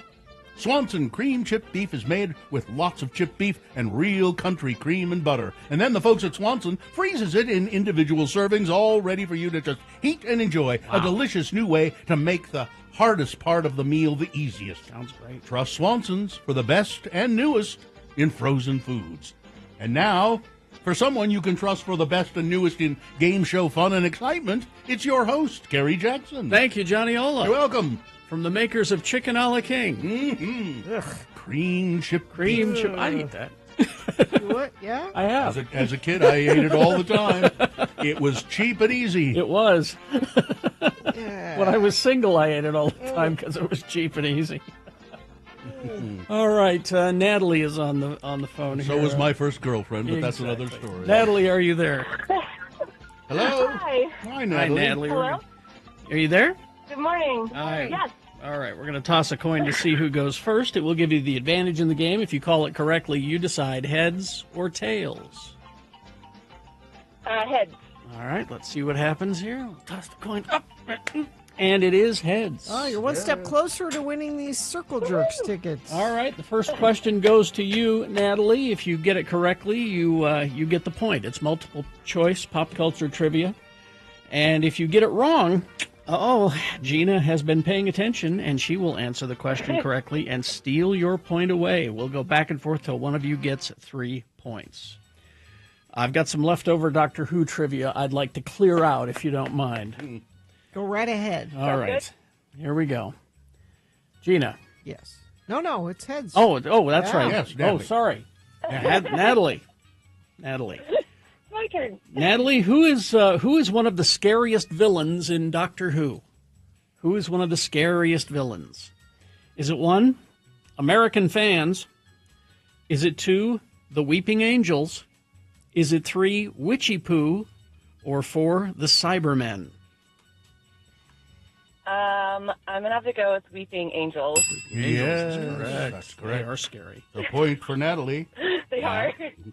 Gina. Gina, what is a strange fact about the TARDIS? Okay. It was originally colored red, not blue. 1. Is it 2? It can make you a Happy Meal by putting a package in the special microwave. Oh, that's good, yeah. Is it 3? She'll make 0.5 past light speed. She may not look like much, but she's got it where it counts, kid. I've made a lot of special modifications myself. Or 4, it is a living organism that can telepathically interact with passengers. Ha! Ha! Because Ooh! I thought it was number 1, and now I don't know. Number 1. Oh, Gina. No. You fell for my ruse. Natalie. All right. Yes. What's your answer? You get to steal the question. Sorry, what were the choices again? Just say number 4. What's that? Just say number 4. Number 4. Yes, Yes, it's it a is. telepathic organism. Number You know, 4. part of the game is you need to pay attention, Natalie. All right. It's 2-0 for Natalie. She must be doing something right. I guess. Now Natalie still controls the question. Natalie, what was Rose holding on to when Captain Jack saved her? What was Rose holding on to when Captain Jack saved her? Was it 1, a rope from a barrage balloon? 2, the doctor's long scarf? 3, her MAGA hat? Or 4, the door from a stateroom in the Titanic? I am going to go with number 1. Yes, the rope. Oh, yeah, You there we win. go. You win, Natalie. Way You to go. win. Thanks, Way to Natalie. go. Way to go. What did Natalie win? I don't know. I Natalie, forgot. you got tickets to see Circle Jerks October 8th at the Depot. All right. Hang on the line. And we'll tell you how to get those tickets. So now I've got to get home. Mrs. Zola just called, and I've got to fetch her some fishing tackle, or there's going to be no dinner. Oh. All right. Big Boy News now brought to you by... Dive into Shark Summer at Clark Planetarium. Experience jaw-dropping IMAX film Shark Kingdom. Grab limited edition shark gear. Explore shark-themed fun for the whole family. It all starts Memorial Day weekend and runs all summer. Don't miss it. Adventure is circling. Exciting news. Exciting news. The Utah Hockey Club has a new name. We knew it. It's the mammoth. We knew it. Bill, you're not doing this right. Utah mammoth. People are excited about. Don't. Well, Here, let it's me. Will you Utah let me? mammoth. Will you let me? All right, well, The do official- it. You can do it. Okay. In the sports. The official name of the team. People are excited. Yes. Sean Combs appears to be trying to connect with the potential jurors who will be deciding his fate during Well, his sex trafficking trial in Manhattan. He's not supposed to do that. I know. He repeatedly nodded and smiled at the individuals being questioned during the jury selection process. He appeared to be showing his approval for some jurors by nodding his head up and down vigorously or shaking it to the left and the right, giving a subtle indication of how he was feeling towards each person. He nodded when a female black juror talked about how her sister had become addicted to crack during the crack epidemic in New York, apparently referring to the 1980s or 90s, or maybe the 2000s. Or the woman was allowed onto the next stage after saying she could put that out of her head while deliberating. After she left the room, Combs turned around and looked at the public gallery where his friend Charlucci Finney, an executive music producer, was sitting. Finney, who was wearing wristbands and a cap which said "Free Puff," a free puff of what, I wonder? Free Puff dragon. Daddy. I know. When he walked into the court, he shook his head, and Diddy shook his head in response. So the selection process went on, and Diddy smiled and had a black juror who said she didn't know any people on the list of celebrities who came up in the case. But I wish I did, she said. So there you go. He's just trying to be personable. First, very personable in front of these people. Well, here's something I don't know what to make of this.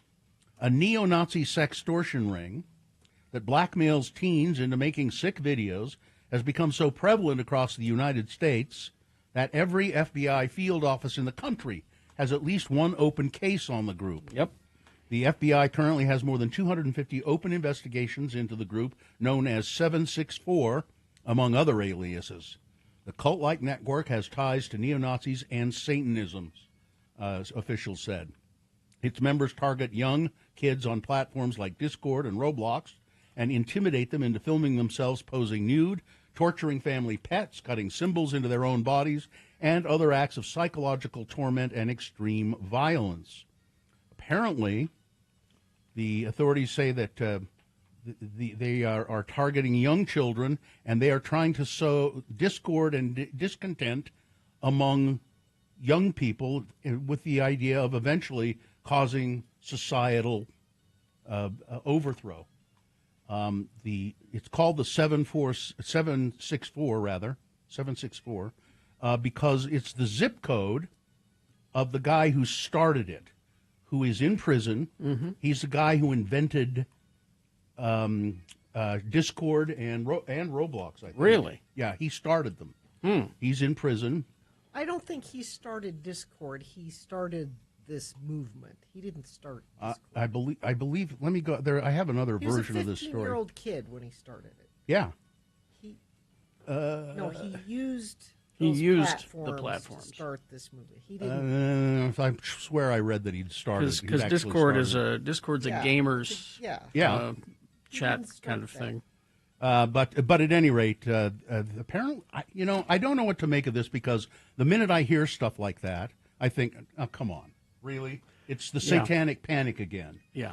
Well, they're not actual Satanists. They're doing it to scare people. But apparently it's having some effect. Yeah. And I don't know.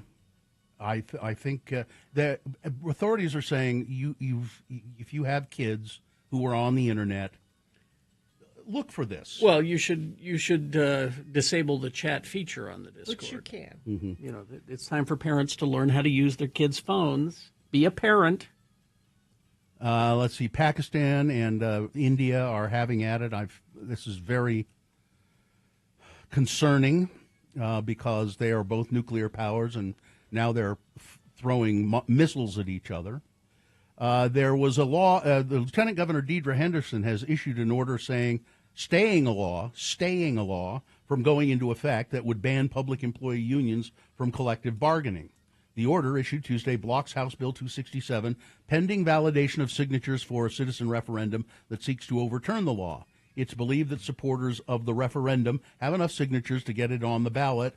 They submitted more than 320,000 signatures, more than the 140,000 required. If that is the case, the Lieutenant Governor's office said the law will be on hold until November of 2026 when the referendum goes before the voters. So that means that public employee unions can continue for the time being to engage in collective bargaining. So far, that only applies to Salt Lake City government employees. The city recently completed a negotiation in an effort to beat the law from taking into effect. Power outage affected over 2,000 people in Davis County. It looks like it's back, but it was kind of tough for people in Davis County for a while. The Trump meme coin. Yeah. About 764,000 wallets that purchased Donald Trump's Trump meme coin have lost money on the investment, according to fresh data shared by CNBC. Good. Most of the wallets lost money. That lost money held smaller amounts of the token, according to the firm's online on-chain analysis. But who has been making money? Donald Trump. Of course. Lots of it. Been making money on this meme coin. Newly elected Canadian Prime Minister Mark Carney met with President Trump Tuesday, marking their first face-to-face meeting after what has turned into a tumultuous relationship between them. Carney joined Trump in the Oval Office for a meeting as the two took questions from the media. Carney indicated that he wanted to talk to Trump about the ongoing tariff war, as well as several other issues, including the lack of respect that Trump has shown to Canada. Carney addressed Trump's comments on annexing Canada into the U.S. As you know from real estate, there will be some places that will never be on sale.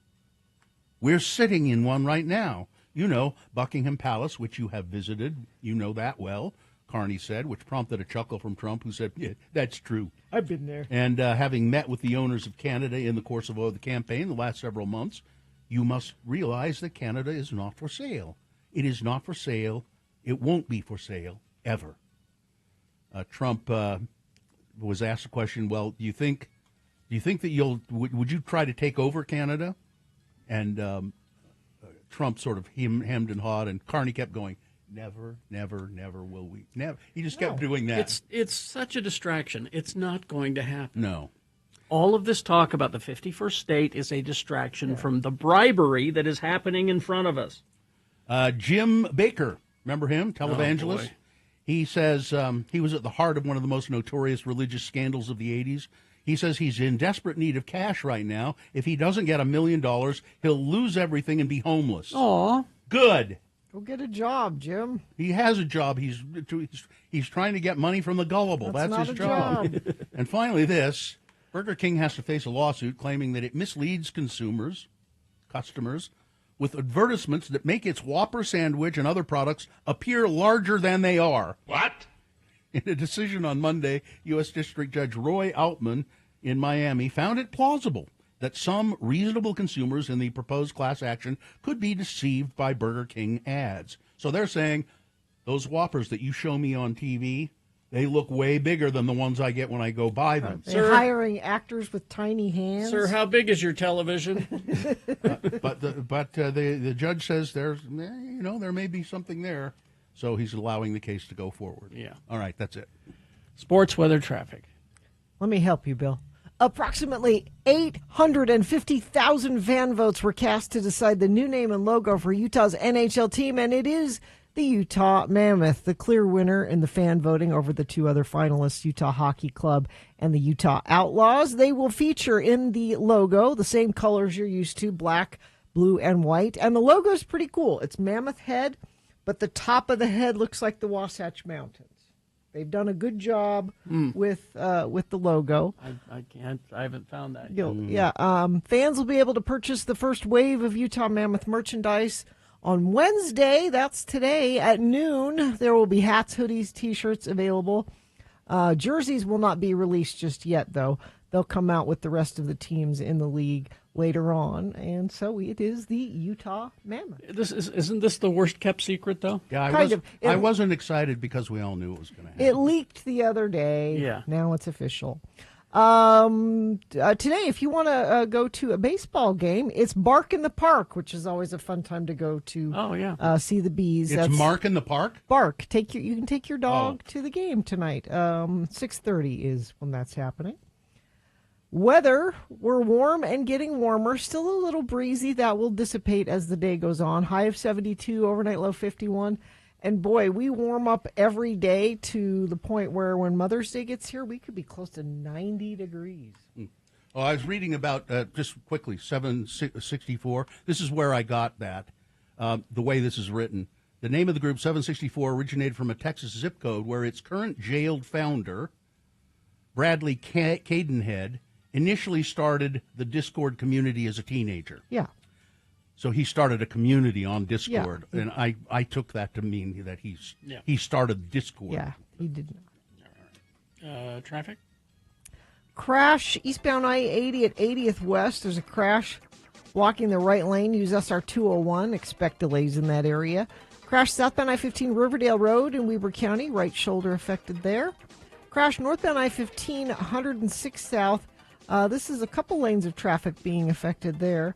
And let's see, front of the program says accident blocking the right lane 4th South eastbound between West Temple and Main Street. And whatever else you're seeing, you can share it with us.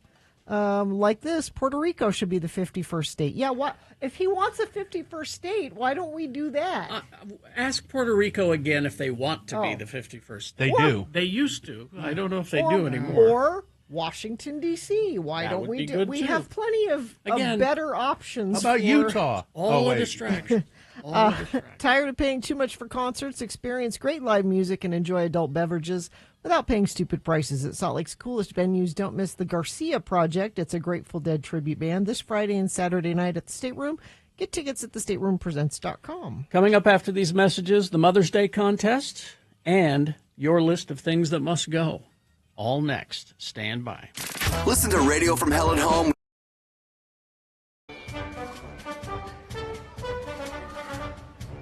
To a whole new taste with Clearwater Distillery, a distillery that colors outside the lines, producing fearless, innovative spirits such as the Renee Armagnac, Josephine Eau de Vie, Lorenz sugarcane-based spirit, and Scandalust cinnamon whiskey, the only distillery in Utah County open on Sundays.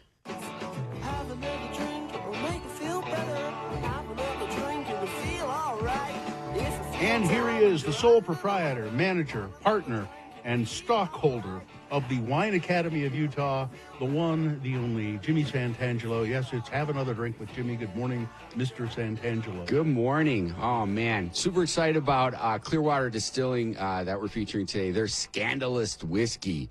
Scandalust. Scandalust. Oh, And the second you poured this, before I saw the bottle, I could smell the cinnamon the minute you poured it. It burst right out of the glass. And what's really neat about this is a flavored whiskey. It's about 99% corn-based whiskey, aged for a number of years. And then they're steeping in just tons and loads of high-quality cinnamon sticks.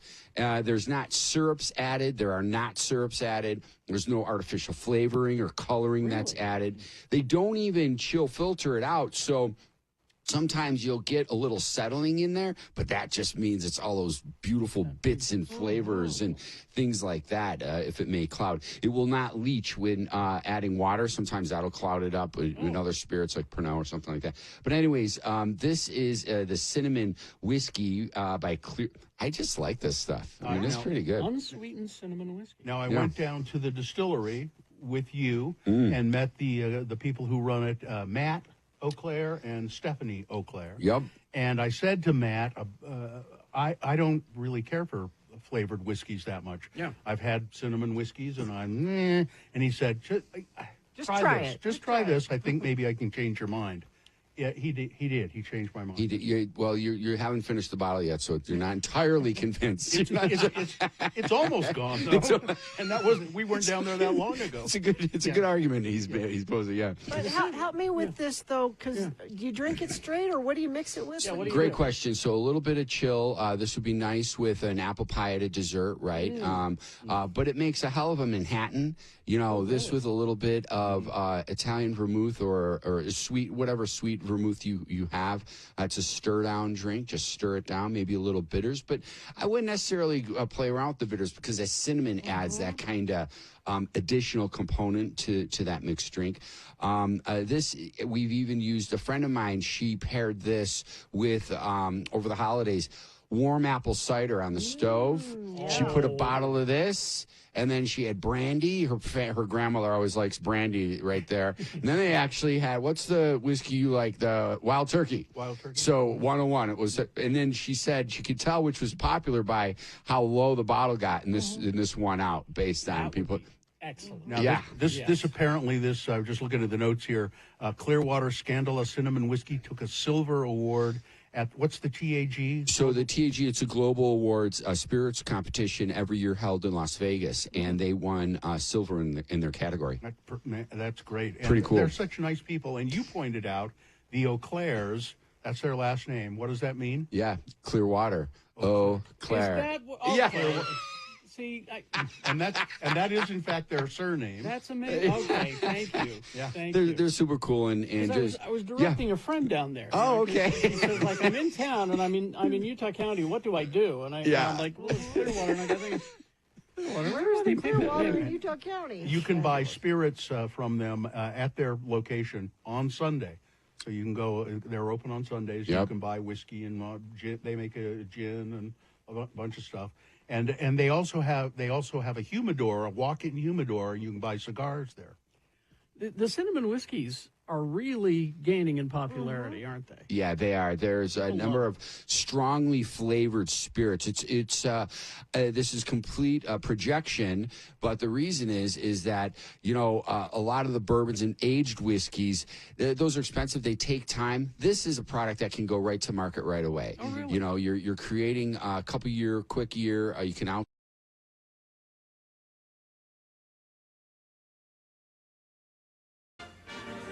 Oh, it's Mother's Day. We have the Mother's Day contest here. We've got your shopping covered. Listen all week long to us, Artie Fufkin and Todd Newcomb, to win a prize from one of our great Mother's Day sponsors. Plus, you can enter the web contest at x96.com to win our grand prize, a $250 Harmon's gift card. Today's prize, 2 tickets to Lagoon. Looking for something fun to do with Mom on Mother's Day? Bring her to Lagoon. Bring your mom for special pricing of only $95 plus tax when you buy 2 or more passes. Only on Sunday, May 11th. That's only on Mother's Day. So we're giving away 2 tickets. The way you win them is by entering with this keyword, Lagoon. Lagoon, Lagoon. Text that to 33986 now to enter to win. Nice. All right, your list of things that must go, brought to you by... See movies on the big screen at Broadway Center Cinemas. See Indie Classics 500 Days with Summer and Blue Valentine this weekend. Get tickets and showtimes at slfstix.org. Thank you. Things that must go on the radio.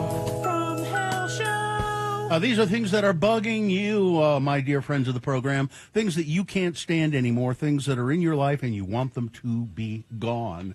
And so you say, I know what I'll do. I'll send them to Radio from Hell. Maybe if they read it on the air, it'll go for my life and I'll be happy again. So send your things that must go to radiofromhell at x96.com and simply put must go in the subject line. Jeannie, you want to start today? Sure. Let's see. This is from Jesse. My must go is something I'm sure Gina's familiar with thanks to Riley Girl and Oakley Pup. Golden glitter must go. Golden glitter? Doesn't seem to matter how much I groom my dog Joey, vacuum, or use a lint roller. Anything I wear comes with a light coating of golden retriever fur. I love my dog completely. He's sweet, smart, comes up with stuff I've never seen another dog do, but the hugging, shedding has to go. Yeah, it's bad. Golden retrievers are particularly bad. But, Jesse, I wear black every day. I lean into it. You wear black every day except when you're on vacation. And you dress very nicely on vacation. And I wish you'd, maybe step up your game. Step up Carrie's your game telling here. you to step up your game. But look, because you're on camera, Well, no, you're fine. You're just fine. I'm just fine? I would like it if you graced us with your really? Wonderful outfits that you have. Gene, frankly, I don't care. That's interesting. Because I don't look at you usually. You can't see me usually. No. Let's see. Hello, use my name at your leisure. Recipe websites, which have buttons that say jump to recipe, that instead of jumping to the recipe, jump to an ad just above the recipe. Also, recipes with inexact amounts of ingredients. I just looked at a recipe that called for 1 package of this. Okay, well, how much is that? I have a shaker of that. How much should I use? Tell me exactly how much. Give me a measurement. And finally, this, please don't use my name. What must go is having to live in my ex's house because of financial issues. That will be all. So I'll go next. I got a couple of my own. Look, folks, pedestrians. Yes. You have these crosswalks downtown, and they've made them safe. They've tried to make them safe by putting caution lights on them. And all you have to do is press a button to activate those lights before using the crosswalk. Use them. Push the damn button. And I just hate, particularly on 2nd South, just above State Street, there are people walking through that thing all the time. Lights aren't flashing. They're just... And then the other thing of mine that must go is when you open a bottle of pills and you take the top off, and then there's the foil that you have to poke through. And then there's a piece of cotton stuck down in there. And you can't, you're trying to get it out with your finger, and you can't. You need tweezers. Finally, you have to get some tweezers or something to get that piece of cotton out of there. Let's see. This one says, please use my name. It's Braden the phlebotomist. People texting and driving are they must go. You are driving. People with bad hygiene, wash your butt. Ooh. Braden, I just like to know, what are you doing that you can smell that? Wow. And then not being able to afford car repairs. I need my car to work. And finally, my car breaking. Please, just stay together until you're paid off. Let's see. This one says, hello, Lords. Please feel free to use my name. A few things that must go is USU spending a ton of money for an office remodel for the former president, but then cutting a bunch of programs, including the entire theater department at USU Eastern. Whoa. I have a special place in my heart for the theater department. My son met his wife there. My wife worked there, and one of my closest friends works there. This must go. Also, the Tangerine Tyrant and his cronies must go. Yeah. Thanks for letting me listen, Robert. And then this one, finally, free to use my name. I'm Mark. What must go is the idea that Radio from Hell and X96 won't work outside of the state of Utah. I'm from Las Vegas, but I've lived in Salt Lake City for 40 years. I have fond memories of the rock station I listened to in Vegas as a teenager. I spent a weekend in Vegas and tuned into the station, and what I found was an inane morning zoo-type morning show. Yep. It was painful to listen to. I didn't listen for long. The music programming wasn't better. I can't decide if it wants to be a classic rock, hard rock, or alternative station, so it just plays all of it. I like all those genres, but for different reasons and at different times. I think Metallica and the Killers don't belong back-to-back on the same station. Thank the universe for X96, the app, and Bluetooth capability. Thanks for letting me listen, Mark. Well, thank you, Mark. Gary? This one from the foot of Mount Doom. When you're lying down on the bench working out, lifting something heavy, like, say, doing bench presses or something, you breathe out, and you watch that thing of spit shoot up out of your mouth, and then it comes right back down onto your face, and you can't move because you've got you got the weights. I call that a benefit. Let's see. Candace says things that must go. Squirting face wash directly in my eye because of the clog in the nozzle. I hate the clog. Yeah, the clog is now awful. my eye is red and irritated. And also getting sad and eating my feelings in popcorn and then having an upset stomach all night. Aww. Friendships ending without knowing why. I just want to know what I did was so wrong. Oh, Candace, you know. Let's see. This one, things that must go. My management that does not know how to give constructive criticism and makes employees cry. It is traumatizing and must go. Secondly, HR being able to do nothing and no one to go to. Sick of feeling helpless and fearful at work. This has happened more than once with multiple employers. All right. Good. This one from Dr. Mike. Bags that hold food, chips, cereal, etc. that don't have enough structural integrity, that they rip down the side, requiring that you now need to put the contents in another container to maintain the freshness of the remaining contents. And they should always have the resealable top, like a Ziploc or something. Yes, from Dr. Mike. And this one from Tony. My things that must go, the glam bot being absent at the Met Gala. How much glitz did we miss from all the celebrity? Having someone throw pillows and a mattress topper on top of me while while I was dumpster diving for a leather jacket, mini fridge, blender, and a 6-pack of beer. Oh, you weren't. Oh, I don't know. I don't know. It's Tony. Also, Gina not watching Four Seasons. She's been too busy at work to enjoy that show. She deserves a binge and a fresh peanut butter cup. Amen, Tony. Too Amen. busy at work? Tony knows. Too busy at work? Tony doesn't. Things that must go on the radio. From Hell Show. All right, traffic. It's going to be my Mother's Day, by the way. What? I'm going to binge Four Seasons on Mother's Day. Oh, yeah? That Joe and Muhammad are going fishing. Oh, I'm just leaving you alone? That's okay. That's fine. That's terrific. That's what my wife wants. Just leave me alone. Terrific. Crash eastbound I-80 blocking the right lane. Use SR 201 and expect delays in that area. Southbound I-15 Riverdale Road, milepost 339. That earlier crash 106 South. Looks like that's cleared up a bit, but still a little bit of residual slowing through those areas. And whatever you're seeing, you can share it with us via text at 33986. All right. Thank you very much. We will take a break, play a song for you after that song. Oh, it's a If You Know, You Know song. Okay. And it's a deep one. Occasionally when you put those on, I don't know them. You may remember this one. Yeah. I think you might remember. Occasionally I'll go, I just don't remember this song. I had to dig this one up. All right. But we got that for you coming up. But then it's the Boner Recap game. Easy to play, easy to win. All you have to do is tell us who won the Boner this morning. If you were listening, you know. So just call and tell us. If you weren't listening, I wouldn't guess today because they were all pretty good candidates. Yep. So I would cheat. Go to x96.com, look for the box that says Boner of the Day, May 7, 2025. It'll say winner next to the correct answer. And what is the prize that we have? An X96 Radio from Hell chicken bucket. The only thing I know for sure is there is no chicken in the bucket. No chicken in the Radio from Hell chicken bucket. Pretty sure we're putting one of our coffee mugs in there and a bunch of other stuff that we've gotten on our desk. Stuff like that.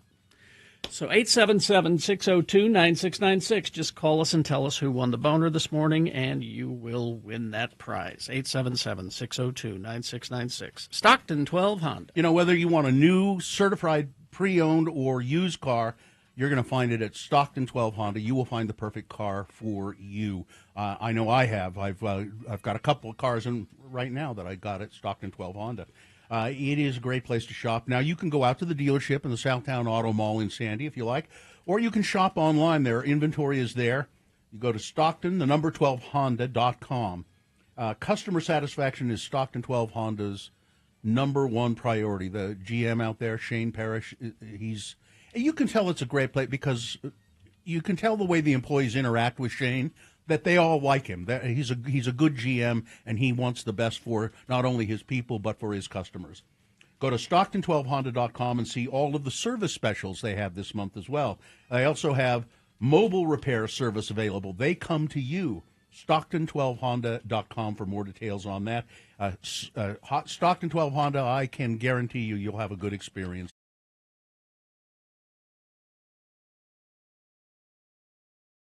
From Hell with another list, because people love a good list. X96. Commonly misused phrases. Misused. We've been saying them wrong or doing them wrong. Oh, okay. For example, spitting image. The spitting image. Spitting image. To me, that means someone who you look almost exactly like so-and-so. Exactly. Spitting image is used so commonly that most people have no idea that it's actually spit and image, the original phrase. There are a few theories about the origin, but many believe it comes from saying that a child looks so much like their parents that they could have spit the child out. I see. Okay. So the correct phrase is technically spit and image. You are the spit and image. But based on the evolution, the common usage, spitting image. Okay. Spitting image. Mm-hmm. So they're saying... What does that even mean? Yeah. Hone in means to hone in on something, means to zero in on it, or yes. And I would assume it comes from sharpening a knife, or is it home in? It's hone in. Well, all right. Both technically make sense. Hone means refining or perfecting something, but home in is the one that means finding and moving directly towards something. So you hone your skills, but you home in on a target. Yeah. What does zero in mean now? I don't know. Let's see. So on tender hooks. No, it's tenter. It is tenter hooks. Tenter hooks. On tender hooks is complete nonsense, even though people seem to say it more often. To be on tenter hooks means to be filled with painful or anxious anticipation. Comes from a device people used to hang their wool clothes on called a tenter. So tenter hooks. Now this one's a spelling difference. Shoe in, S-H-O-E, versus shoe in, S-H-O-O. Well, it should be S-H-O-O. You shoe something in. Exactly. It comes from people shoeing racehorses so that they would run faster. You've got another thing coming versus you've got another think coming. Yeah. I've never heard. Why would you say another think coming? They're both correct, apparently. Okay. Which one does Judas Priest use? Thing. Okay. Since these two basically mean the same thing, we can say that they're both right. But technically, you've got another think coming came first. And means you're telling someone that they're wrong about something and need to go have another think about it. Okay. Yeah, okay, I can see that. Okay. I think for that, though, we just default to Judas Priest. They're going to be the authority on that. That's one. true. Hunger pains. Or pangs. Or pangs. Well, they're both correct. I don't. Oh, there is a correct phrase. Pang is got to be the right one, yeah? Even though you feel hunger pains when you're hungry, pangs is actually a medical term, refusing to cramps that are caused by hunger. Being hungry, yes. Okay. Expatriate, or is it expatriate? Huh? Didn't you just say the same thing? I know, right? It's a spelling difference. X-patriot, P-A-T-R-I-O-T, versus E-X-P-A-T-R-I-A-T. Expatriate. Expatriate. Expatriate or expatriate, right? Yeah. Well, someone who was expatriated is an expatriate. They're close in meaning. One crucial difference, an expatriate or expatriate is someone who lives away from their homeland. An expatriate is someone who no longer feels patriotism. Oh, So that's the difference. Now all right. Pawn off versus palm off. I think most people say pawn off. Yeah. But I think palm off probably preceded that. Palm off is correct. Yeah. They can both mean to get rid of something, but pawn off comes from the definition of pawn, while palm off comes from palming, which is when you hide your cards during poker. Yeah. One implies actual deception, the other one does not. Butt naked. Or buck Or naked. buck naked. Well, I like to say butt naked because, it's probably not. It makes more more sense. People can see your butt. What is buck naked? But buck naked came first. Yeah. What is it? I don't. It doesn't necessarily say. You're as naked as a buck. I don't know. Chalk it up versus chalk it up. C-H-O-C-K versus C-H-L-K. Well, it'd be L-K. Chalk it because you want to chalk a pool cube. It's probably the other one. Probably Chalk and chalk are both words, so it makes sense this phrase confuses people. A fridge can be chock full of vegetables. But when it comes to explaining why something happened, you'll want to go with chalk, the chalkboard. A-L-K. Chalk it up to bad luck on my part. It's chalk it up. You know, that fridge is chock full, and I chalk that up to the fact that I bought all those groceries. Change tact versus change tack. Change tack is it's a sailing term. Changing tact sounds like it should make sense because you can change your approach to a situation to be more tactful, But tack, you're correct, nautical term referring to the direction of a boat. So if you're trying to say you need to change a different approach altogether, change tack.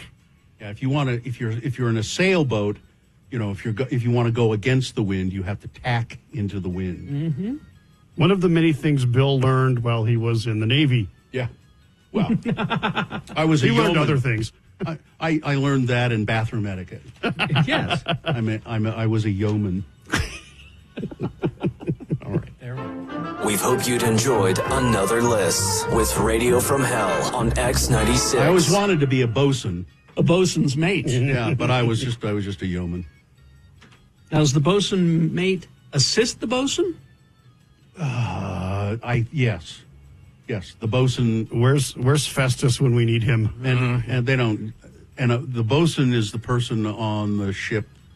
Oh, I'm going to get this wrong. But I think it's the person who is in charge of knowing where everything is and everybody is. I thought that was the captain. No, the captain's too busy to do that. He's too busy to keep track of people? You need the bosun.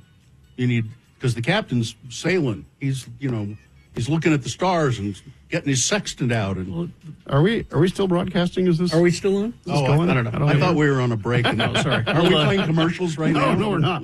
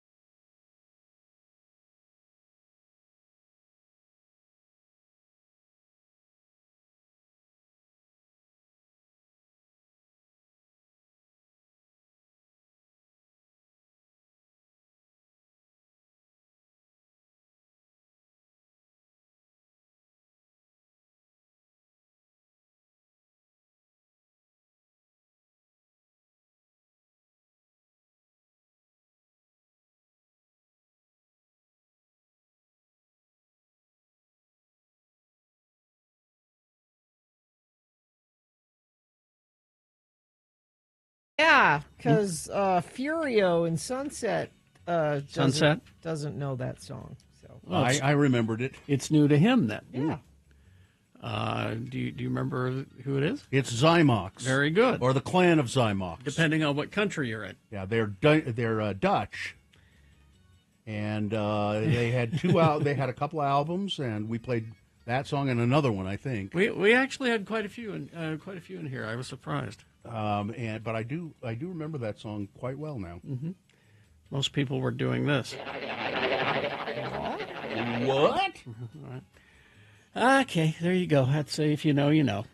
Well, it is time for the Boner Recap. Oh, yeah, that's right. I forgot. Let me see. I got to how bring could that you up. forget? We do it this time every day. Well, because I don't win anything. Oh. If I were going to win, then I'd remember. Let's see, where are we? Oh, there they are. So do we have somebody who would like to do this? Mark is here. Mark! Oh, Mark. Hello. Hi, Mark. How are you today? Fantastic. How are you? Great. Mark, what are you doing? Oh, good. Just doing a little housework before I go to work later. All right. Well, that's good. A tidy house and a tidy mind. That's what I say. Exactly. Yeah. So, Mark, I'm going to read these three boner candidates here to you. You tell me who the winner was, and you will win a prize, which is what, Gina? A Radio from Hell chicken bucket. The only thing I know for sure is it does not contain actual chicken. It will be a bunch of prizes that we throw together in there. One of them, a Radio from Hell mug. And, Mark, what we'd really like to have you do is once you empty that chicken bucket, and you can do this because that does not contain actual chicken, so there'll be no grease stains. You can take that chicken bucket and invert it and use it as a hat. And sounds great. And we would like to have you take a picture of you wearing that and send it in to us if you would. Radio from Hell at x96.com, and we're going to make a little gallery of people wearing their chicken buckets as fashionable hats. All right. Let's okay. Let's do it. Okay. Here are the Boner candidates. Did you hear them earlier? I did. Okay. You've got no problem here. Boner candidate number 1. RFK Jr. goes full bull goose loony on the Dr. Phil show. Somebody in the audience asked him about chemtrails. Oh, yes, chemtrails. I know what those are, and I know that they're not good, and we're going to find out where they come from and why they're there and what they're doing to people. They're nothing. They're doing nothing. Yeah. It's condensation. They're contrails. It's like if you breathe outside when it's cold, Then Boner candidate number 2, and the racism and hatred continues. I just feel so bad for the people, these Hawaiian people who came to Utah. They'd been converted to the Church of Jesus Christ of Latter-day Saints, and they came here to be closer to Zion in the early 1900s, and there was no place for them to live. Nobody would rent to them. Nobody would let them eat in restaurants. And so they made their own little community out in the desert, out in Skull Valley in Tooele. And there's still a cemetery there. Most of them eventually went back to Hawaii. Mm-hmm. But there's a cemetery there, and somebody a year ago or so sent tiki statues that they could put out at that cemetery as kind of a remembrance of their ancestry. And prior to joining the church, they worshiped the pagans and pagan gods and so forth. But somebody has destroyed those tikis that were sent to them. They were quite big, and somebody sawed them up and just destroyed them. Because who were they hurting? Yeah. And then Boner candidate number 3, who knew you could make big money by being a bigot? This is the story of a woman who called a 5-year-old the N-word, and somebody heard that and started filming her, and she started calling the guy who was filming the N-word, and now she's gone online and made a big cause of what, I can't speak my mind? Is that what it is? I've been put into a dire situation. I'm in danger. I don't have any money, and she's trying to raise money from doing this, and the word is she's raised about $600,000. That's just, who knew you could make such money by being a bigot? Who knew? All right, Mark, who was the winner? I'm pretty sure it was number 3. You're not just pretty sure. You're pretty correct. That's what I would say. Mm-hmm. Okay. And I can't see you, but you might also just be pretty. I don't know. Congratulations, Mark. You got the chicken bucket, and we'll put some good prizes in there, and then make sure you send us a photo, okay? I sure will. Hang on, Mark. Hang on the line. All right. Well, the Radio from Hell chicken bucket does not contain actual chicken. Every time we talk about it, I crave chicken. You start wanting some chicken. Mm-hmm. Oh. They're nice chicken buckets. Last night, Joe made chicken katsu, which was really good with his own sauce. But wait a minute. Oh, you mean sauce that he made? Yeah. Okay. With his own sauce. But the only sad thing is he just made enough for dinner.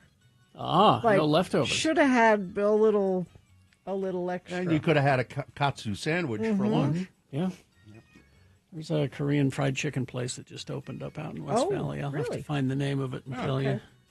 Because as you told us the last time you went there, yes, best fried chicken you ever had. Best fried chicken I ever had was in Korea and Japan. Yeah. Both countries, they've just got it figured out. Mm-hmm. Japan is KFC crazy, too. Oh, yeah, they love it there. Yeah. All right, we will take a break. We will be back after these messages with some big boy news and innuendo. Stand by for that. Harmon's for Mother's Day. You know where my husband went shopping yesterday to get the stuff to make dinner? Harmon's. And if I could, Joe, put in a request for chicken katsu with the ingredients purchased at Harmon's for Mother's Day, that would be great. And you make it and then leave it. Yep. And then she will... And then go fishing. Go fishing. Make it and go fishing. Leave me alone. Harmon's has everything you would possibly want for Mother's Day. Of course, the wonderful flower arrangements, just beautiful stuff. And you can have something custom made if you know what particular flowers your mother likes, or you can pick one of their already pre-arranged flower displays. Also, brunch items with fresh-made cinnamon rolls at Harmon's, their own bacon, their cuts of bacon, croissants, fresh croissants. Or how about putting together a charcuterie board for your mom for a Mother's Day with cured meat and cheeses and all of that. It's just a wonderful place to shop. You need go nowhere else. Remember, Mother's Day is May 11th. Harmon'sGrocery.com. We've got a treasure chest.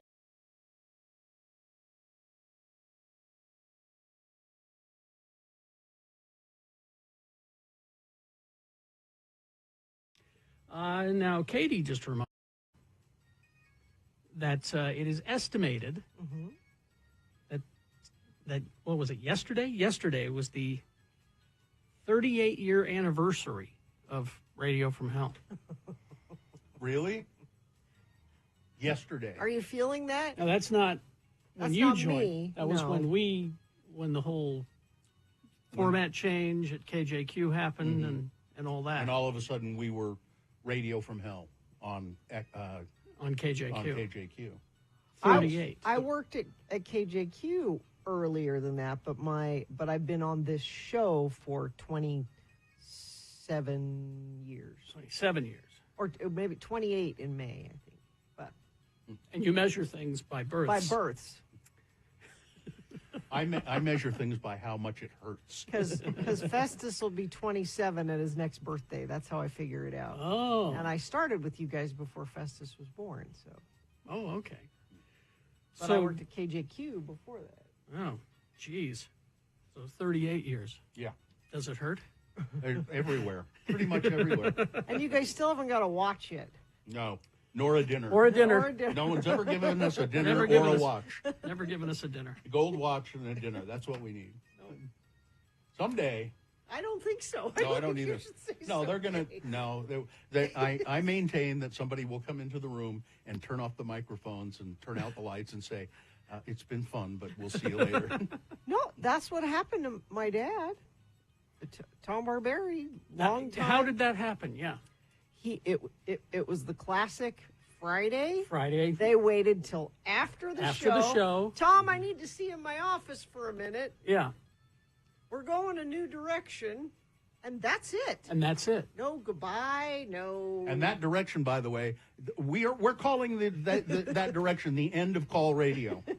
Even though it's down Basically. the hall right now, it's a sports station. It's a sport. That is the same. Yeah, necessity, isn't it? usually when they let radio people go, that's you don't know. You don't get Yeah. to come on the air and say I'm leaving. It's in 2 it's weeks. rare you get a goodbye show if you're being fired. Now, if you're retiring, you usually, at least according to the radio trades that I read, Yeah, you get it. they let you do a final show. So Howard Stern is at the end of his contract. Yeah.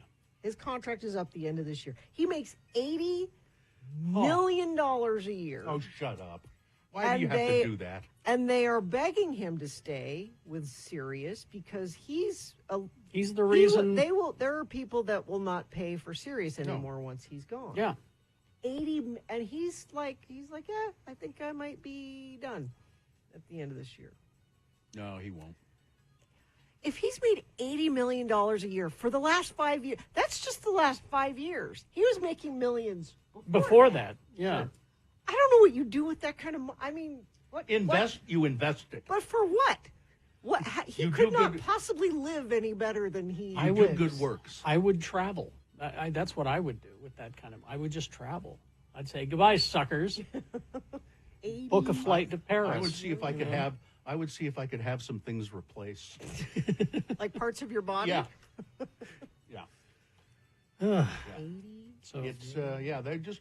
I don't know. I do think that we won't be fired. They'll just turn off the lights. That's us being fired. That's. They'll wait till the end of the contract and then turn off the lights. A texter reminds me. Doug Wright had a year-long farewell tour. Remember how excruciating that was? Yeah, he did. And he's still on the air. No, he's not. He's only does commercials now. Oh, that's right. They replaced him on the movie show. Yeah. Yeah, it'll just be one day you'll tune in We'll and we'll just be not gone. be here. Yeah.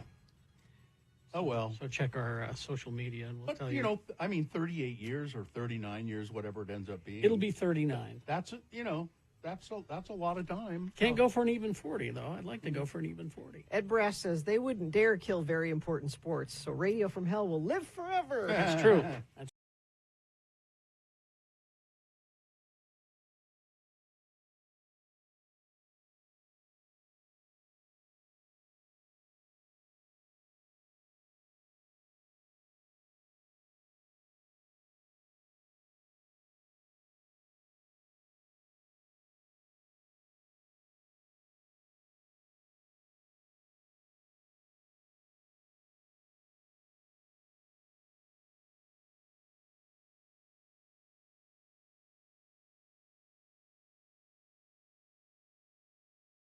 .21. Time for some big boy news and opinioendo brought to you by. Waterproof your home with Baseco because water can make its way through your foundation in many different ways. Baseco specializes in a variety of permanent foundation waterproofing solutions tailored to your unique issue.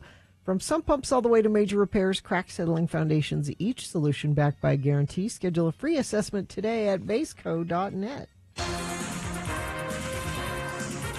Well, I've just checked to see if India and Pakistan have started hurling nukes at one another, and it doesn't appear. Not yet. That doesn't appear so. So everything's fine. Yeah, things are just fine. The U.S. Food and Drug Administration. Here's how fine it is. The U.S. Food and Drug Administration announced that Vinay Prasad will serve as the director of the Center for Biologics Evaluation and Research. That's the part of the Food and Drug Administration that oversees vaccine and gene therapy regulation for the FDA. Now, Mr. Prasad Let me guess. is a vocal critic of mask mandates, fast-track COVID boosters that became controversial issues during pandemic lockdowns. That's what you were going to guess, That's isn't what it? I was going to guess. He has also criticized the FDA's approach to pharmaceutical approvals, including with published papers that examine the efficacy of unproven cancer treatments. If you're talking about FDA 2024, I think they'd probably be better off as a result of not having the FDA, he said last year during an interview with former presidential candidate Vivek Ramaswamy. Mr. Prasad replaces Dr. Peter Marks, Peter Marks, another key. who was forced to resign from his post after he sought to keep Health Secretary Robert F. Kennedy Jr. from accessing vaccine safety databases. Dr. Marks, told the Associated Press he was afraid Kennedy's team would overwrite or erase data. Yes. Prasad, who teaches at the University of California, San Francisco, has formal training in the study of cancer and blood disorders. Not sure exactly what that means. He has formal training. I don't see the word doctor in front of his name anywhere. Let's see. This is just heartbreaking story. Heartbreaking. A 5-year-old bear that was a member of a well-known and beloved grizzly family in Wyoming, in the Grand Teton National Park, has died after it was hit by a car. Oh. The same fate that befell his mother late last year, no. wildlife officials said on Tuesday. There's just a charming picture of the mama bear and her 4 cubs crossing the road somewhere up in Jackson Hole area. That was such a sad story last year. Park rangers found the body of the male bear known as Grizzly number 1058 about 125 yards from Highway 26 near the Buffalo Fork River on Tuesday. The bear was one of 4 cubs that emerged in May of 2020 with their mother, Grizzly number 399, who is often called the world's most famous grizzly bear. Grizzly number 399, the mom, was beloved for decades by countless tourists and biologists and professional wildlife photographers, was hit and killed by a vehicle in October on a highway south of Jackson. Park officials used wildlife tags to confirm the relationship between the 2 bears. Grizzly number 1058 had been seen occasionally in the park since he was weaned in 2022, but no sightings of him had been reported this spring. After he was hit by the vehicle, he made his way to a patch of willows where he died. Park officials said he may have been dead for several days before his body was discovered. At 28 years old, the mom was the oldest known reproducing female grizzly in the Yellowstone ecosystem. Each spring, wildlife enthusiasts eagerly awaited her emergence from her den to see how many cubs she had birthed over the winter, then quickly shared the news online. I remember when we talked to Ranger Kate last year when she died. She was a big fan. Kate was very upset, yeah. She had 8 litters over the years, including the litter of 4 in 2020. She stood around 7 feet tall and weighed about 400 pounds. Texter says we can safely say that RFK Jr. was not the vehicle driver. I don't know. I because can't say that. Well, he was would on have, the Dr. Phil show. He would have stopped and eaten it. Well, a Kentucky woman is in a sticky mess. She found stacks and stacks of boxes containing lollipops on her front doorstep, a surprise delivery ordered by her young son while playing on her phone. We got a picture of it at x96.com/live. Oh, my God. Holly Lefevre says she tried stopping 8-year-old Liam's Amazon order for 70,000 dum-dums before the treats arrived, but it was too late. Amazon had already delivered 22 cases to her home. He told me he wanted to have a carnival, and he was ordering the dum-dums as prizes for his carnival. What? Again, he was being friendly. He was being kind to his friends. Yes, he was. The surprise got worse after a quick check of her bank account. She owed about $4,000. Wow. When I saw what the number was, I just about fainted, she said. Then she found out that 8 more cases from the order were unaccounted for. Oh. After a trip to the post office, those cases were returned to sender. That's Her funny. efforts to get a refund took a bit more time, but she did. Oh, okay. Finally, she got her money You back. should keep one box. Keep one box. Keep a box at least. I like a dum-dum. After a long day of working with the bank and talking to a few news stations, and Amazon called and said, "Look, we'll refund your money." Dum-Dums are good because they're just the right size. Yep, you because know? you only want a little bit. Just Tootsie Pops are good, but they're too big. You know, too much. I prefer Tootsie Pop. Charms Blow Pop is my go-to. Yeah. Or I like the what are those green apple and caramel kind of. Oh yeah, those yeah. are really good. What are those? Yeah, And I forget what they're called. Katie knows. She's Jimmy Page has been hit with another lawsuit regarding the songwriting credits to Dazed and Confused. Can we just leave this alone? The suit against the guitarist and songwriter has once again been put forward by musician Jake Holmes, who is said to have written the original track that inspired the famous Led Zeppelin release. Holmes wrote and recorded Dazed and Confused back in 1967 and alleges that Jimmy Page heard the song in August of that year when he opened for Page's other band, the Yardbirds. Yardbirds went on to share their own version of the song shortly afterwards and played it regularly in their shows, although an official studio version was never made. They did share a live recording of their version of Dazed and Confused in 1967 and 68. Later, Page would share another version of the song with Led Zeppelin. This sounded very similar to the original by Holmes, although it contained new lyrics and instrumental melodies written by Page. So one of the most popular Led Zeppelin songs. There's been a commotion about the songwriting credits, and Holmes has filed lawsuits before, but he's doing it again. He feels really wronged, and he probably has some merit to his claim. Andy Richter says, I take those weight loss medications, but they're just too expensive. Can't Conan pay for them for you? He doesn't work with Conan. He does too. Well, he's all Conan's satellite station has. Andy has his own show on that. Yeah, Conan sold his podcast network though for millions and millions of dollars. Yeah. But Andy was a part of that. Does his own podcast. He's very funny. He's got the 3 Questions podcast, and he said Conan O'Brien. He spoke to Modern Family alum Eric Stonestreet about the use of weight loss medications. He says, "I tried to get some of them. My insurance won't cover it. Not diabetic. I've got to lose some weight, but they're just too expensive." The world's richest tryhard, Elon Musk, wants you to know that Donald Trump actually calls him, late at night to make sure that he gets his special ice cream. What? USA Today reports Musk spent an hour sharing cool kid table stories about his White House sleepovers. We'll be on Air Force One and Marine One, and he'll be like, "You want to stay over?" And I'll be like, "Sure," Musk simpered in an often tedious interview. He'll actually call late at night and say, "Oh, by the way, make sure you get some ice cream from the kitchen."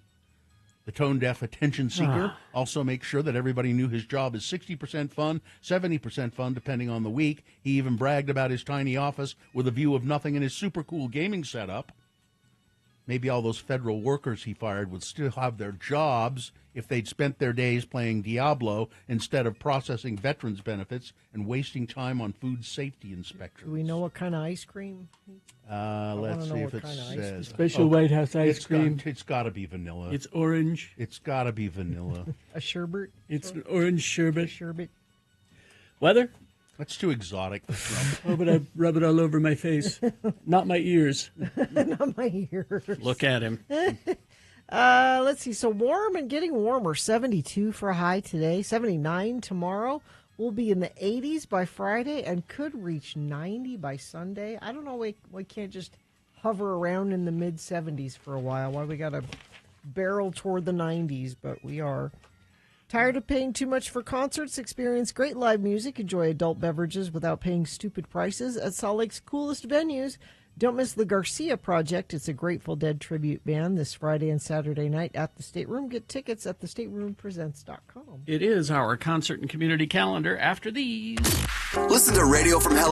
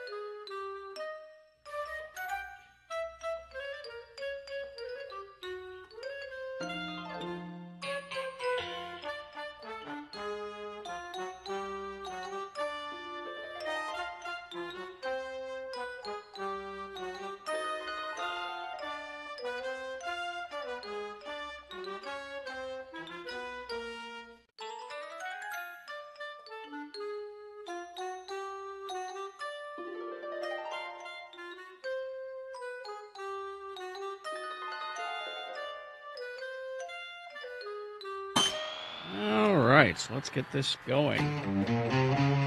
It's Trent Falcone time, isn't it? Yeah. Good morning, Mr. Falcone.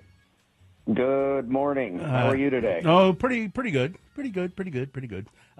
We got a lot of concerts, got a lot of stuff. It's a moderate week. You know, it's not bad. There's some good stuff. Okay. Would you like me to start now? Please. Yeah. Go. Here we go. All right. Tonight at the Depot, nightly. Friday, May 9th, you've got the Gimme Gimme Disco. That's at the Depot. That's an 18-plus event. Of course, it's a dance party. Bill, I'll see you there. You bet.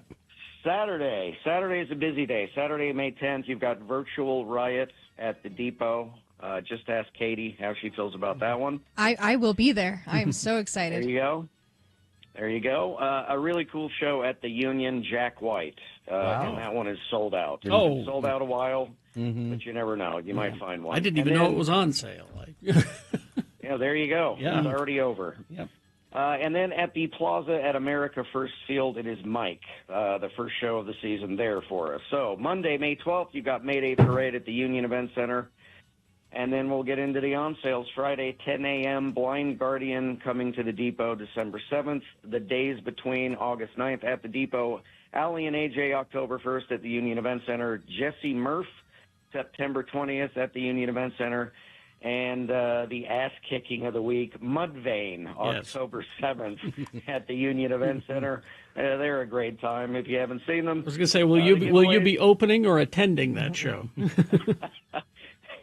I would absolutely open that show for sure. I look great in clown makeup. Anyway, yeah.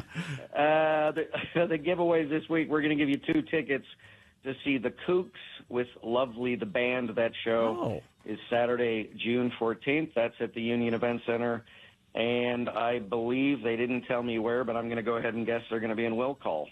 1 pair of tickets only, so call now, 877-602-9696. First come, first served for the Kooks with Lovely the Band. Thank you, Trent. Thanks, guys. I'll see you next week. Okay, bye-bye. Thank you. See ya. All right. Yeah, we had Lovely the Band at one of our shows. Yeah. Yes, we did. And Kooks are good, too. They're always great. What else do we have going on? Other things that are happening on Friday, you have an evening with the Garcia Project, both Friday and Saturday night over at the Stateroom Presents. You also have Magic Sword over at Urban Lounge, Marcus and Guy at Wise Guys, and then the Rhythm Network Anniversary Salt Lake City Takeover at Soundwell. So it's going to be rhythm music, which is EDM. It's one of the subgenres of EDM that I actually do enjoy. Other things on Friday, the 2025 Queer Food Festival over at Mountain West Cider. Well, this food is queer. I bet it's really good, though. And then Queer Prom at Spy Hop Rooftop, which just sounds great. I've never been there, but That sounds cool. Saturday, you have another night of the Rhythm Network anniversary at Soundwell. You also have Solid Pink Disco. It is I believe it's a drag show over at the complex, which would be super, super fun. It's also Mother's Day, so you're going to start doing Mother's Day stuff this weekend. yeah. Mhm. You have take your mom to the 2025 Spring Plant Sale and Fundraiser over at Red Butte Gardens. I showed my aunt my jungle in my house yesterday, and she doesn't think I have enough plants, so I might go. I'm guessing you have too many. Have a lot. You can't walk in my kitchen without touching a plant. Also, for people like me, the Dog Mother's Day event over at Wheeler Farm is happening on Saturday, and if you're really interested, and it's really cool, the Monster Energy AMA Supercross Championship over at Rice Cycle Stadium is happening. So you can go check that out if you like motocross. I And saw them setting up for that. all the dirt and everything that they have to bring in. Supercross. And then on Sunday, you have Magnolia Park over at Soundwell. Still no farmers markets yet. Those will be starting up at the end of May, beginning of June. And of course, I'll keep you up to date as soon as those start. But that is all on our website. If you want to go check it out over at x96.com, there's links to everything right there for you. All right. Thank you, very Katie. much. Thanks, you guys. All right. That's your concert and community calendar. Stand by. We got messages and a song, and then we will crawl toward the exits after these. Stand by. UtahAdvocates.com. Have you been in a bad accident before? I have, yeah. Yeah? It's Carrie scary. has. Yeah, it is, and I mean, it's you're stunned. You don't know what's going on. Sometimes you have to be pulled out of your car.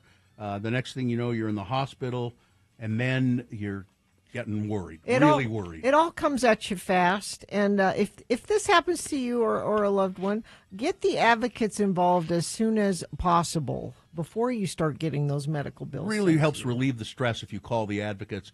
You don't have to worry about anything but getting better, and the advocates will handle everything else and fight for a settlement for you. You don't pay them a dime out of pocket. You don't pay them anything along the way while they fight for your settlement, the money that you deserve. So call the advocates. If you've been in an accident and you're not sure what to do, I'll tell you what to do. You call 801-355-5550. That's 801-355-5550, 24 hours a day, 7 days a week, or go to Utah Advocates.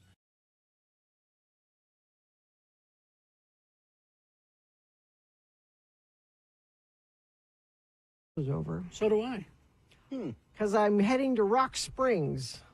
Wyoming? Rock Springs, Wyoming. You know what they say about Rock Springs? What do they say? The two most beautiful sights in Wyoming are the Grand Teton Mountains and Rock Springs in your rearview mirror. Mm-hmm. Well, I'm heading to Rock Springs because it's the 2024 National High School Finals Rodeo. Wow. Happening in Rock Springs, Wyoming. Okay. Yeah. And my cousin Jubal, Jubal is Uncle Pat's son. What a surprise. I know you're surprised. You guys know Uncle Pat. Yeah, he's a rodeo stock guy. Yeah. This is my cowboy side of the family. Jubal's son has been selected by the state of California to represent the state of California in Saddle Bronc. So I'm driving 3 hours for an 8-second event. Can't you catch a plane? No, they don't allow planes in Rock Springs. Now, I thought it was interesting. So it's days of 47 here. Everybody's got it's rodeo time. It's kids. They were herding cattle downtown. Yeah, yesterday. Spencer Cox, the governor, and Abby were herding cattle. Or cattle? Yeah. Oh. And more than one person sent me this list.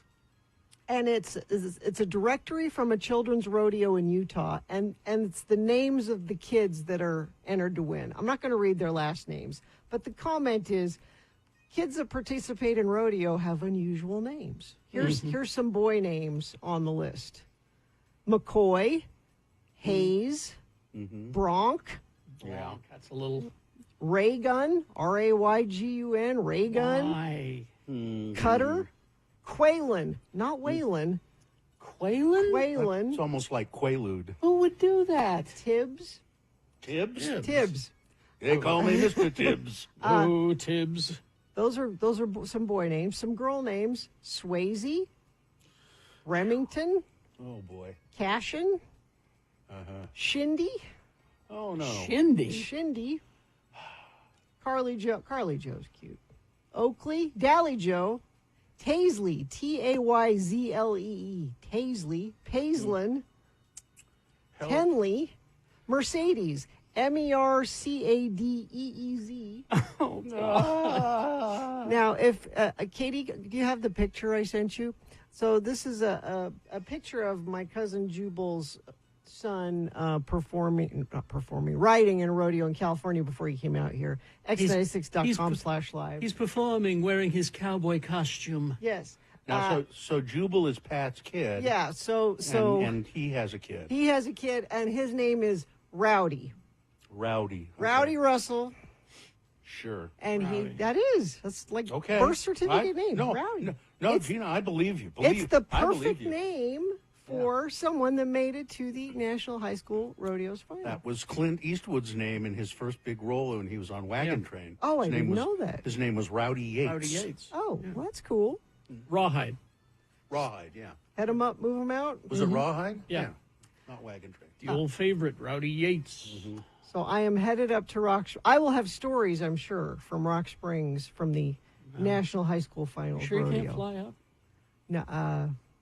No. No, there are no plane service in Rock Springs. All right. Driving to Rock Springs It's for where 8 seconds. It's 8 where the seconds. It's where the first Little America was. Listen, I would have thought that of all the people I know, that you'd have connections to fly. To fly there? Yeah, like with Sky King Or in the something. Songbird. Yeah, something.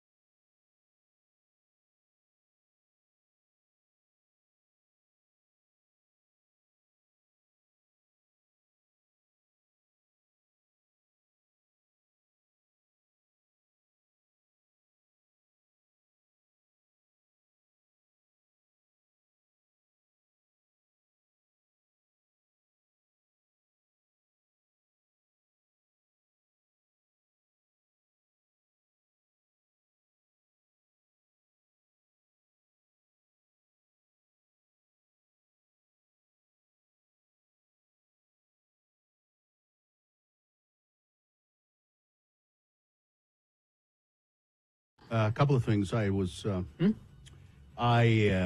to the to see Dr. Cobble yesterday. Yes. And he said, let me take a little blood and see. I want to check a couple of things. Okay. So we'll do a blood draw. And I said, okay. And so his blood. So you do have some. There's the there. Oh, huh? So his nurse Allison came in, and I like Allison. We're chatting, and and she sticks the needle in my right arm, the vein. Looks for the vein, finds it, all of that, sticks it in there, and we're chatting away. And she then she stops talking, and she said, "I'm in that vein. I can see it. I'm in there." And I said, "What?" She said, Have you like hydrated today? Are you drinking water at all?" Or whoa. And I said, "Well, I don't. I don't think I've drunk a lot of water today. But why? What's?" She said, "There's no blood coming out." I said, "What?" I was joking. And this is how you find your dad. Yeah. I said, "What?" She said, I know. I can see the vein. It was very clear. I'm in that vein, and there is no blood coming out." Were you numb? No. And I said, "Well, I don't." And she said, "All right." Well, she took it out, and she went and she got another one. I said, "So you would try the other arm?" And she said, "Yeah." And then so I my other arm, and she stuck it in there. She's really good, by the way. She barely feel it, and I didn't look. I don't like to look anyway, but I didn't dare look. Yeah. And I said, "So is there any coming out of that one?" And she said, Yes, it's fine. Was it glugging? No, it just was it no glugging. No. Now, and I see people in the chat room saying that's happened to them. That's never happened to me. And I was a little unnerving. And I said, "Well, why did that happen?" And Dr. Cobble happened to step back in at that point, and he said, "It just does every once in a while." He said, "It's not a big deal." but it was. It would have bothered me. It bothered me at first. Yeah, it bothered me at There's first. no blood coming. Doesn't it have to always be there? Yeah, I said, what? What Isn't it not an occasional thing? And now I don't really have a really good explanation for why it happens sometimes. I should just find does. out. And I'm sure there is an explanation. I just haven't looked into it. But when I went home and I was talking to my youngest child about it, they said, "Oh, that happens to me all the time." All the time. Yeah. Which is, I said, really? Yes, not every time, they said, but it's happened to me on several occasions. The blood draw and nothing comes out. It was weird. You know you're in trouble if they stick the needle in you and it goes. Yeah. Like a little, like air comes out. Dust and air comes out. that Then would you be- know it's trouble. That would be bad. But, I guess I'm Constricted vessels can be caused by dehydration. Yeah, that's So what maybe she you asked were me. just- Yeah, she asked me, have you hydrated today? And I probably was kind of a little dehydrated. I have not been drinking enough water. Mm-hmm. I've been depending on seltzer, which actually I think is fine. You can drink seltzer. It hydrates you, but water is the very best. You're going down that Gina Barberi hole. There's water in Diet Coke. Yeah, no, you really most people, experts are saying that 8 glasses of water a day thing is. It's just you don't really have to do that. You can count coffee. You can count. You can count Diet Coke. Well, but it says caffeine can restrict the blood vessels. So if you've had a That's lot of true. caffeine before a blood Oh, draw, that can make it. Yeah, no, I haven't, and I haven't had I don't think my veins collapsed or anything. It just This also says nicotine can cut. You haven't been smoking, have you? nope, No. nope. And I hadn't been around the smoked chilies at Harmon's either. Coming soon to an Android phone near you, a fart button. No thanks. What do you mean? She says no thanks. You go, okay. I go, okay. At first reported by 9 to 5 Google, Android users on the beta update channel are noticing a new menu in calls made with the Google phone app, dubbed Audio Emoji. This surprise new feature gives callers a soundboard with 6 different sound effects, which both sides of the call can hear. So you're on a besides call fart? with somebody. There might be something else I want. You're on a call with somebody. You could you could hear clapping, laughing, some sort of celebration, the sad trombone, wah wah, tum, a rim shot, and for some reason, what do you mean for some reason? For a great reason, fart sounds. Mm-hmm. Really, the only thing that's emoji about them. It was sitting there. Yeah, good.